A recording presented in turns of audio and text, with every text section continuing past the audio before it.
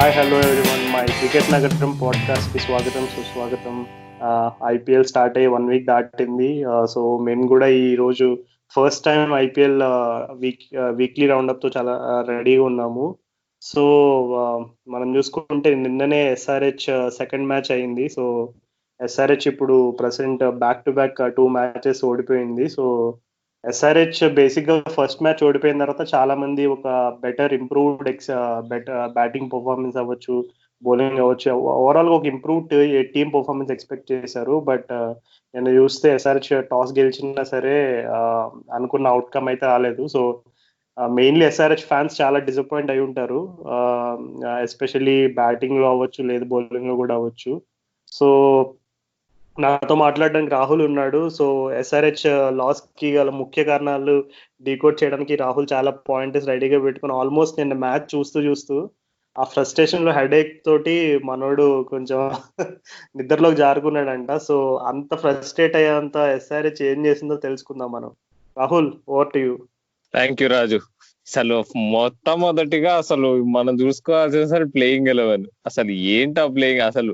సరే నేను యాక్చువల్ గా అందరూ అనుకున్న దానికంటే కాకుండా నేను సాహాని తీసుకోగానే నేను ఖుషి అయ్యా. యాక్చువల్ గా నేనేమనుకున్నా అంటే ఈ సాహాని ఓపెనింగ్ పంపించి బేర్స్టో మిడిల్ ఆర్డర్ వస్తాడేమో స్ట్రెంథనింగ్ చేయడానికి అనుకున్నా. కానీ తీరా చూస్తే వాళ్ళు చేసింది ఏంటంటే వార్నర్ బేర్స్టో కాంబినేషన్ నుంచి సాహాని మిడిల్ ఆర్డర్. అసలు అదైతే ఇంత డిప్రెసింగ్ ఇన్నింగ్స్ అంటే సాహా ఆడింది.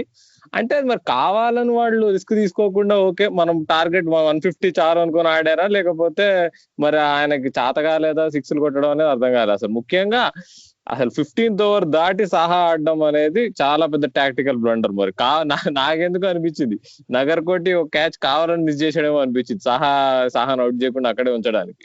ఏమంటావు రాజు? వెల్ రాహుల్, బేర్స్టో వార్నర్ పేరు అనేది యాక్చువల్లీ ఐ మీన్ ఐపీఎల్లో అందులో ఎస్ఆర్హెచ్ కి చాలా సక్సెస్ తెచ్చిన పేరు అది. సో అలాంటి పేరుని డిస్లాట్ చేస్తారని నేనైతే అనుకోలేదు. ఎందుకంటే బేర్స్టో అతను ఇంటర్నేషనల్ కెరీర్ స్టార్ట్ అయినప్పుడు మిడిల్ ఆర్డర్లో ఆడినా సరే ఓవర్ ది ఇయర్స్ అతను ఓపెనింగ్ బ్యాట్స్మెన్ గా స్థిరపడ్డాడు. అంటే ఓపెనింగ్ బ్యాట్స్మెన్ గా గుర్తింపు తెచ్చుకున్నాడు.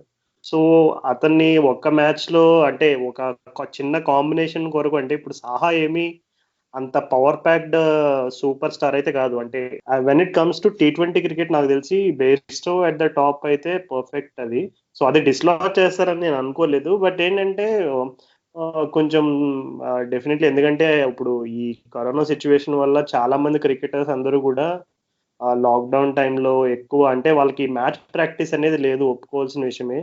కానీ సాహా లాంటి సీనియర్ ప్లేయర్ అది కూడా మ్యాచ్ లో ఒక క్రిటికల్ పొజిషన్ లో ఆడి అతనికి సరైన ఫ్లూయెన్సీ మిస్ అయింది. ఆ ఇన్నింగ్స్ మనం గమనించుకుంటే అతను కొన్నిసార్లు బిగ్ షాట్స్ ఆడడానికి ట్రై కూడా చేశాడు. కానీ ఆ ఇన్నింగ్స్ లో సరైన ప్లానింగ్ అని ఎలాంటి బౌలర్స్ ని టార్గెట్ చేయాలి అనే ఈ రకమైనటువంటి కొన్ని ఇంపార్టెంట్ ఫ్యాక్టర్స్ అయితే మిస్ అయినాయి.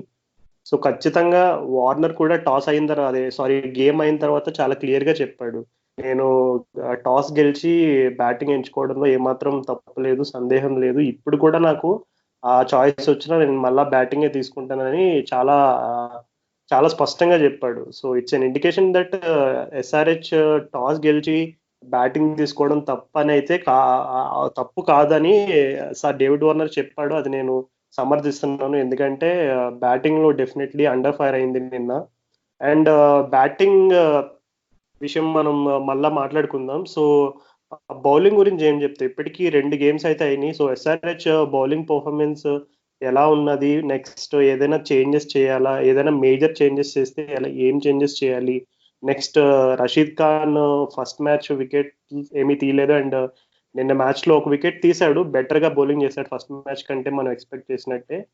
ఓవరాల్ గా చూసుకుంటే బౌలింగ్ స్ట్రెంగ్త్ లో ఇంకా మనం ఏమేమి చేంజెస్ ఎక్స్పెక్ట్ చేయొచ్చు, ఇంకా ఏ విధమైనటువంటి కన్సిస్టెన్సీ కోరుకుంటున్నాం? అసలు ఈ మ్యాచ్ లో అన్నిటికంటే పెద్ద డిసప్పాయింట్మెంట్ ఏదైనా ఉంది అంటే, అసలు నిరాశపరిచిన విషయం ఏదైతే ఉందంటే, అసలు భువనేశ్వర్ కుమార్ అసలు స్వింగ్ ఏమాత్రం చేయలేకపోయాడు న్యూ బాల్ తో. అసలు ఒక ఇంచు కూడా స్వింగ్ కాలేదు, అసలు బాల్ స్ట్రైట్ గా పోయినాయి. అసలు అంత ఇక న్యూ బాల్ తో భూమి వికెట్స్ తీయలేకపోతే మాత్రం అది చాలా పెద్ద మైనస్. దానికి తోడు ఇప్పుడు ఖలీల్ అహ్మద్ కూడా అసలు ఫస్ట్ మ్యాచ్ లో ఎందుకు ఆడించలేదు ఇప్పుడు అర్థమైంది అనిపించింది. తను అసలు రిధమ్ లో లేడు, తను కూడా ఏమాత్రం స్వింగ్ చేయట్లే బాల్ ని. తను కూడా బాగా లెన్స్ మాత్రం మొత్తం షార్ట్ వేసాడు. మరి బౌలింగ్ ప్లాన్స్ ఏమో కానీ అసలు నిజంగా ఖలీల్ అయితే కంప్లీట్లీ ఇన్ఎఫెక్టివ్ ఉండే. ఇక నటరాజన్ ఒకటి పాపం పోయినసార్లానే తనకున్న లిమిటేషన్స్ లో బాగా వేసాడు. కానీ స్పిన్నర్స్ కి వచ్చేసి నబీ అసలు నేను అనుకున్నంతగా పర్ఫామ్ చేయలే అనిపించింది. మరి వాళ్ళు బాగా ఆడేయడమో మరి ఇప్పుడు ఆయిన్ మార్గన్ వికెట్ తీయలేకపోవడం కొంచెం అదొక నిరాశపరిచిన విషయం. కానీ రన్స్ అయితే ఎక్కువ ఇవ్వలేదు. కానీ వాళ్ళు తెలివిగా ఇప్పుడు నీకు ఉన్న టార్గెట్ 140 అయితే ఇప్పుడు బ్యాటింగ్ టీం ఏముంది, ఇప్పుడు ఇద్దరు స్పిన్నర్లు రషీద్ ఖాన్, మొహమ్మద్ నబీన్ కొంచెం మెల్లిగా ఆడేసుకుంటే పర్ఫెక్ట్ గా కొన్ని ఓవర్స్ ని టార్గెట్ చేద్దామని డిసైడ్ అయితే అయిపోతుంది. 140 టార్గెట్ నథింగ్ అసలు. అలాంటిది బౌలింగ్ ని పెద్దగా మనం తప్పు పట్టగలం అంటే నన్ను అడుగుతా ఓన్లీ భువనేశ్వర్ కుమార్ తనకున్న ఎక్స్పీరియన్స్ కి, తనకున్న ఎబిలిటీకి తను అలా న్యూ బాల్ తో స్వింగ్ చేయలేకపోవడం చాలా చాలా పెద్ద విషయం. పోయిన మ్యాచ్ లో మరి బాగా వేసాడు, మరి న్యూ బాల్ తో చాలా స్వింగ్ బాగుండే. మరి ఈ మ్యాచ్ ఏమైందో అనేది మరి అట్లా బ్యాడ్ గా అనిపించింది నాకు. వెల్ మొన్న అంతకుముందు ఫస్ట్ మ్యాచ్ అయిన తర్వాత చేసిన ఎపిసోడ్ లో మనం డిస్కస్ చేసుకున్నప్పుడే నేను ఎక్స్పెక్ట్ చేశాను రషీద్ ఖాన్ ఖచ్చితంగా విత్ టోర్నమెంట్ ప్రోగ్రెస్ అయ్యే కొద్దీ తన పర్ఫార్మెన్స్ కూడా ఇంప్రూవ్ అవుతుందని. సో నిన్న అయితే రషీద్ ఖాన్ బౌలింగ్ కి నేను సాటిస్ఫైడ్. ఎందుకంటే ఫస్ట్ గేమ్ లో చూసినప్పుడు నాకు చాలా అంటే యాజ్ ఎ ఫ్యాన్ గా నేనైతే చాలా డిసప్పాయింట్ అయ్యాను. రషీద్ ఖాన్ ఏంటి ఇలా బౌలింగ్ వేసాడు, వికెట్ తీయకపోవడం ఏంటి, అన్ని షార్ట్ లెన్స్ వేయడం ఏంటని. బట్ నిన్న మ్యాచ్ లో అయితే డెఫినెట్లీ ఒక ఇంప్రూవ్డ్ పర్ఫార్మెన్స్ చూసాం మనం రషీద్ ఖాన్ నుంచి. అది కాకుండా నబీ దగ్గర నుంచి డెఫినెట్లీ కొంచెం అటాకింగ్ లెన్స్ అయితే ఎక్స్పెక్ట్ చేశా. బట్ అక్కడ కొంచెం నిరాశపరిచాడని చెప్పాలి మొహమ్మద్ నబీ. ఇంకా చూసుకుంటే పేస్ డిపార్ట్మెంట్ లో మొన్న సందీప్ శర్మని తీసి ఖలీల్ అహ్మద్ ని తీసుకురావడం అనేది ఒక విధంగా మంచి మూవే. కాకపోతే ఏంటంటే భువనేశ్వర్ కుమార్ తప్పితే ఖలీల్ అహ్మద్ అండ్ నటరాజన్ కూడా ఇద్దరు కూడా లెఫ్ట్ ఆర్మ్ యాంగిల్ కాబట్టి డెఫినెట్లీ ఆపోజిట్ టీమ్ కి అందులోకి చేజింగ్ లో ఉన్నప్పుడు వాళ్ళకి టార్గెట్ చేయడం కొంచెం ఈజీ అవుతుంది. ఎందుకంటే చేజింగ్ ఎప్పుడు కూడా ఎస్పెషల్లీ నేను నిన్ననే ఒక స్టాట్ కూడా విన్నాను. ఆల్మోస్ట్ లాస్ట్ 3 years ఐపీఎల్ హిస్టరీలో టాస్ గెలిచిన ప్రతి కెప్టెన్ అంటే 70%, more than 70% of the times captain ఏంటంటే టాస్ గెలిచి బౌలింగ్ తీసుకుని చేజింగ్ చేయడానికి ఇష్టపడ్డారు. సో ఇది ఒక విధంగా చూసుకుంటే ఇది ఆల్మోస్ట్ లాస్ట్ 3 years పైనుంచి కూడా ఉన్న ట్రెండ్ ఇది. సో అట్లాంటి ట్రెండ్ అంటే ఆ ట్రెండ్ ఫామ్ అవడానికి one of the main reason ఏంటంటే ఎప్పుడు కూడా చేజింగ్ టీం చాలా పర్ఫెక్ట్ గా వాళ్ళ ముందు టార్గెట్ ఎలా ఉందో చూసి ఆల్రెడీ ఫస్ట్ ఇన్నింగ్స్ బ్యాటింగ్ ఆడిన టీం బట్టి వాళ్ళు ఏ మిస్టేక్స్ అయితే చేయకూడదు, ఏ బౌలర్స్ ని టార్గెట్ చేయాలి, ఇట్లాంటి స్ట్రాటజీస్ అనేవి T20లో ప్రతి సీజన్ కి అంతకంతకు ప్రాముఖ్యత పెరుగుతూనే వస్తూ ఉంది. సో ఈ నిన్న జరిగిన మనం చూసుకున్నా కూడా చాలా క్లెవర్ గా చాలా స్మార్ట్ గా హ్యాండిల్ చేస్తున్నారు.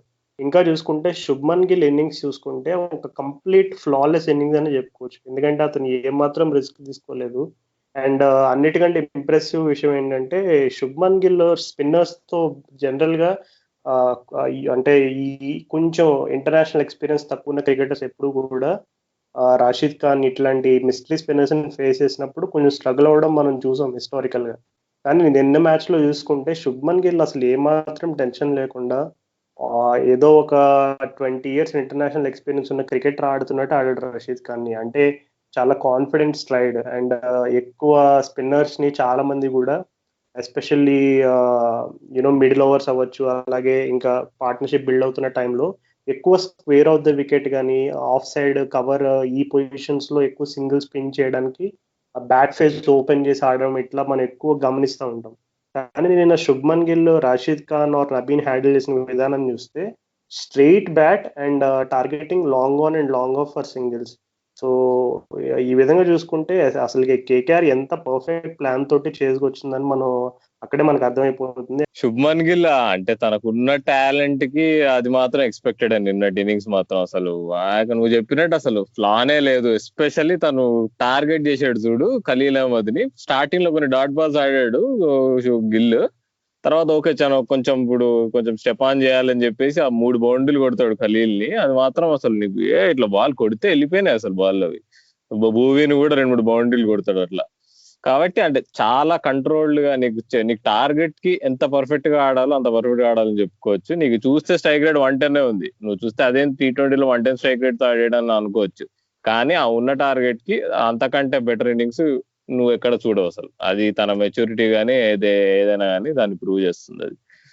ఇక ఆ విషయానికి వస్తే అసలు ఇప్పుడు బ్యాటింగ్ అసలు నన్ను అడిగితే సన్ రైజర్స్ ఓడిపోయింది మ్యాచ్ బౌలింగ్ వల్ల అయితే కాదు, కేవలం బ్యాటింగ్ వల్లనే అనుకుంటున్నాను నేను. ఆ మిస్కాల్కులేషన్ ఏదైతే చేశారో, సహాని నెంబర్ 4 ఆడియడం కానీ, సహా పోనీ నెంబర్ 4 ఆడినా కానీ తొందరగా హిట్టింగ్ కి వెళ్ళి అవుట్ అవ్వకపోవడం కానీ, అదే ముఖ్య కారణం.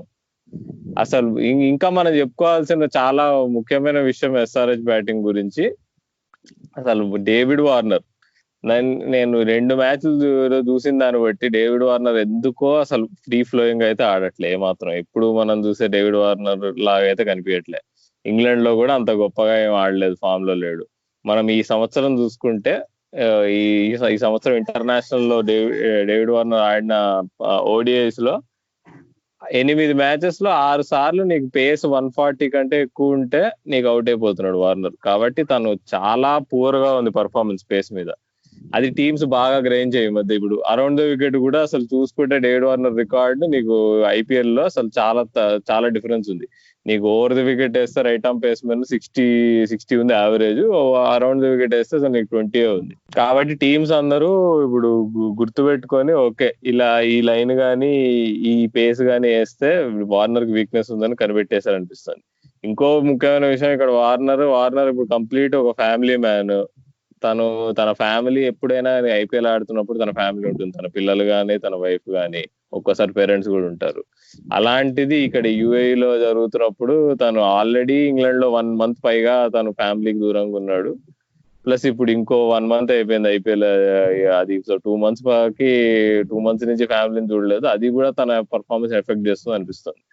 ఏమంటావు రాజు? సాధారణంగా ఇంటర్నేషనల్ క్రికెటర్స్ జర్నీ అంటే ఒక బాటసారి జర్నీ లాగే ఉంటది. ఎప్పుడు కూడా కొన్ని సందర్భాల్లో వాళ్ళు ఇట్లాంటి ఫ్యామిలీకి దూరంగా ఉండాల్సిన సందర్భాలు ఇవన్నీ కూడా వాళ్ళకి అలవాటే.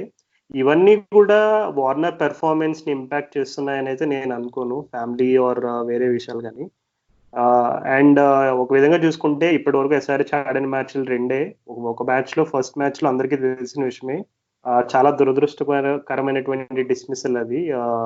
బౌలర్ చేతికి బాల్ తగిలి రన్అట్ అవడం అనేది. అండ్ నిన్న మ్యాచ్ లో చూసుకుంటే కొంచెం బెటర్ గానే ఆడాడు. అంటే ఫస్ట్ మ్యాచ్ ఆబ్వియస్లీ ఛాన్స్ రాలేదు తన ఎట్లా అంటే తన మైండ్ సెట్ ఎలా ఉందనేది మనకి అర్థం కావడానికి. నిన్న మ్యాచ్ లో అయితే కొంచెం కంట్రోల్డ్ గానే స్టార్ట్ చేశాడు. కాకపోతే వరుణ్ చక్రవర్తి, మిస్టరీ స్పిన్నర్ అయిన వరుణ్ చక్రవర్తికి అవుట్ అయ్యాడు.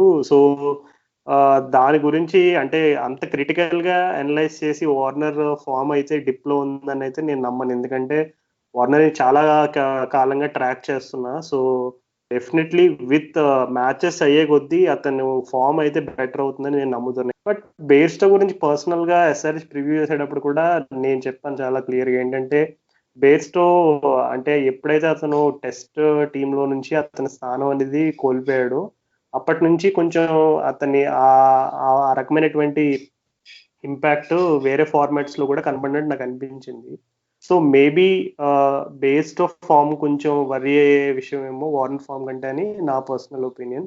But all in all batting గురించి మాట్లాడుతున్నాం, అందులోకి ఎస్ఆర్హెచ్. సో ఒక మంచి న్యూస్ ఏంటంటే ఎస్ఆర్హెచ్ ఫ్యాన్స్ అందరికి Kane Williamson is fit and ready for the next match. So definitely Kane Williamson రాకతో టీమ్ బ్యాటింగ్ అయితే చాలా పటిష్టంగా ఉండబోతుంది. అండ్ నా దృష్టిలో మొహమ్మద్ నబీ స్థానాన్ని అతన్ని భర్తీ చేసే అవకాశం అయితే ఉంది నెక్స్ట్ ఎస్ఆర్హెచ్ గేమ్ లో. ఏమో అంటే మరి ఇప్పుడు నబీని తీసేస్తే ఇప్పుడు నబీకి కానీ ఇప్పుడు సపోజ్ ముందు మ్యాచ్ నబీ బదులు మార్చాడు అంటే ఒక ఆల్రౌండర్ ఆడగలిగాడు. సో ఇప్పుడు నబీకి ఈక్వలెంట్ గా ఒక బౌలర్ ని తేయగలరా స్పిన్నర్? ఇప్పుడు సరే నదీం రావచ్చు, షాబాజ్ నదీం, కానీ తను ఆఫ్ స్పిన్నర్ కాదు. ఇప్పుడు వచ్చే మ్యాచ్ చూస్తే మనం ఢిల్లీ క్యాపిటల్స్ తో వాళ్ళ మిడిల్ ఆర్డర్ లో హెట్ మేయర్ పంతున్నారు. అలాంటప్పుడు నువ్వు ఆఫ్ స్పిన్నర్ లేకుండా వాళ్ళతో దిగలేవు. ఇంకో ఆఫ్ స్పిన్ అసలు గట్టిగా 4 ఓవర్లు వేసే ఆఫ్ స్పిన్ ఆప్షన్ ఎవరున్నారు? మనకు ఎవరు లేరు. కాబట్టి ఏమో మరి ఎలా తీసుకొస్తారు కేన్ విలియమ్స్ అనేది కూడా నాకు చాలా పెద్ద క్వశ్చన్ గా ఉంది. కానీ ఏమో అసలు నిజంగా అసలు పెద్ద సెలక్షన్ హెడ్ ఏక్స్ అంటే ఏంటి అంటే ఇప్పుడు సన్ రైజర్స్ హైదరాబాద్ క్యాంప్ చూస్తే అర్థమవుతుంది అబ్బా. అసలు బ్యాలెన్స్ గానీ ఏదైనా కానీ నన్ను అసలు ఇప్పుడు ఒక టీముకి నీకు టాప్ ఆర్డర్ లో నీకు ఎక్కువగా నీకు ఎప్పుడైతే ఫారెన్ బ్యాట్స్మెన్ ఉంటారో అలాంటి టీమ్స్ స్ట్రగుల్ అవ్వడం మనం చూసాం ఐపీఎల్ లో. ఎందుకంటే నీకు ఎప్పుడైనా బౌలర్స్ కానీ స్పిన్నర్స్ కానీ ఇండియన్స్ ఉంటారు, కానీ ఇక్కడ సన్ రైజర్స్ లో వెరైటీగా నీకు లీడ్ స్పిన్నర్స్ ఇద్దరు ఫారినర్సే, లీడ్ బ్యాట్స్మెన్ ఇద్దరు ఫారినర్సే, ముగ్గురు లీడ్ బ్యాట్స్మెన్ ఫారినర్స్ ఉన్నారు. ఏదో ఈ మ్యాచ్ లో మనీష్ పాండే బాగా ఆడాడు, చాలా నమ్మకాలు పెట్టుకున్నారు మనీష్ పాండే మీద, ఈసారైనా దాన్ని న్యాయం చేస్తాడని అందరూ అనుకుంటున్నారు. నిన్నటి ఇన్నింగ్స్ చాలా మంచి ఇన్నింగ్స్ యాక్చువల్గా చెప్పుకోవాలి. బాగా సాహా అటువైపు ఆడిన డాట్ బాల్ వల్ల బాగా దింపేశారు, కానీ తన ఇన్నింగ్స్ ప్రత్యేకత తెలియట్లే. కానీ యాక్చువల్ మంచి ఇన్నింగ్స్ 50 ఆఫ్ 35 బాల్స్ అంటే. అసలు డాట్ బాల్స్ అంటే గుర్తొచ్చింది, మొత్తం కలిపి సన్ రైజర్స్ ఇన్నింగ్స్ లో 35 డాట్ బాల్స్ ఆడారు. అంటే 6 ఓవర్లు నీకు 20 ఓవర్స్ మ్యాచ్ లో నీకు ఫ్రీగా ఇట్లా ఇచ్చేసారు ఆపోజిషన్ కి 6 ఓవర్స్. అంటే అది అక్కడనే మ్యాచ్ పోయింది. అసలు నీకు బౌలింగ్ అవన్నీ సెకండరీ, అసలు అవన్నీ తర్వాత వచ్చేది. అక్కడనే ఆ ఒక్క విషయంలో స్ట్రైక్ రొటేట్ చేయడంలో కానీ బౌండరీలు కొట్టడంలో కానీ అక్కడే నీకు ఎక్కడైతే 6 ఓవర్లు సమర్పించుకున్నారు అక్కడే మ్యాచ్ కూడా సమర్పించేసుకున్నారు. అయితే వచ్చే మ్యాచ్ మరి ఢిల్లీ క్యాపిటల్స్ తో అయితే నాకు తెలిసి ఇంపాసిబుల్ అబ్బా గెలవడం వాళ్ళతో. వాళ్ళకున్న టీం ఇప్పుడు నీకు ఉన్న ఇద్దరు పేస్ బౌలర్స్, నీకు ఫ్రంట్ లైన్ కానీ, నీకు వాళ్ళకున్న మిడిల్ ఆర్డర్ లో హిట్టర్స్ కానీ, ఇప్పుడు సన్ రైజర్స్ బౌలింగ్ అటాక్ తో మ్యాచ్అప్ అవ్వడానికి చాలా పూర్ గా ఉంది మ్యాచ్అప్. కాబట్టి నాకు తెలిసి మళ్ళీ నెక్స్ట్ మ్యాచ్ కూడా నిరాశ చెందాల్సిందే, ఎస్పెషల్లీ ఢిల్లీ వాళ్ళు చాలా బాగా ఆడుతున్నారు. రాహుల్, నువ్వు చెప్పే ఆ రకమైనటువంటి ఖచ్చితమైనటువంటి స్టేట్మెంట్స్ అనేవి ఎస్ఆర్హెచ్ ఫ్యాన్స్ ని కొంచెం బాధ పెడతాయి. కానీ నా దృష్టిలో అలాగా 2 మ్యాచ్లు అంటే యాజ్ ఎ ఫ్యాన్ గా ఎప్పుడు కూడా మనకు నచ్చిన టీం కానీ మనకి నచ్చిన ప్లేయర్ గా పెర్ఫామ్ చేయకపోతే మనం డిసప్పాయింట్మెంట్ అవడం అనేది సర్వసాధారణం. కాకపోతే మనం అది దాన్ని ముందు ఫ్యూచర్ ని పెసిమిస్టిక్ పాయింట్ ఆఫ్ వ్యూలో చూడడం అనేది I'm not a big fan of that. నన్ను అడిగితే ఎస్ఆర్హెచ్ ఖచ్చితంగా అందులోకి Warner and Bairstow and Williamson and Rashid Khan ఇలాంటి వరల్డ్ క్లాస్ ప్లేయర్స్ ఉన్న టీంలో definitely 2 back to back defeats అంటే కొంచెం కష్టతరమైన విషయమే. కానీ నెక్స్ట్ మ్యాచ్ లో అయితే డెఫినెట్లీ మంచిగా బౌన్స్ బ్యాక్ అవుతారని అయితే నాకు నమ్మకం ఉంది. ఎందుకంటే వార్నర్ అండ్ బేర్స్టో ఇద్దరు కూడా ఫ్లాప్ అవడం, ఇద్దరు కూడా సరిగ్గా ఆడకపోవడం అనేది రేర్ గా జరుగుతుంది. కొన్నిసార్లు ఒకరు ఫ్లాప్ అయితే ఒకరు క్లిక్ అవ్వడం, కొన్నిసార్లు ఇద్దరు క్లిక్ అవ్వడం కూడా జరుగుతుంది. అండ్ మేబీ ఎవరికి తెలుసు, ఎందుకంటే డీసీలో కగ్గీసో రబాడా అండ్ మంచి పేస్ అటాక్ ఉంది. వార్నర్ అండ్ బేర్స్టో లాంటి ప్లేయర్స్ కి పేస్ అండ్ బాల్ బ్యాట్ మీదకి బాగా వస్తే ఇంకా ఎంజాయ్ చేస్తూ ఆడతారు. సో నెక్స్ట్ మ్యాచ్ లో నేనైతే ఎస్ఆర్హెచ్ నుంచి ఇంప్రూవ్డ్ పర్ఫార్మెన్స్ ఎక్స్పెక్ట్ చేస్తున్నాను. అండ్ ఎస్ఆర్హెచ్ గెలుస్తుంది అని అయితే ధీమా అయితే నాకుంది. నెక్స్ట్ అలా జరిగితే మాత్రం నాకంటే ఖుషి ఎవడు ఉండడు రాదు, అదైతే రాసిస్తా.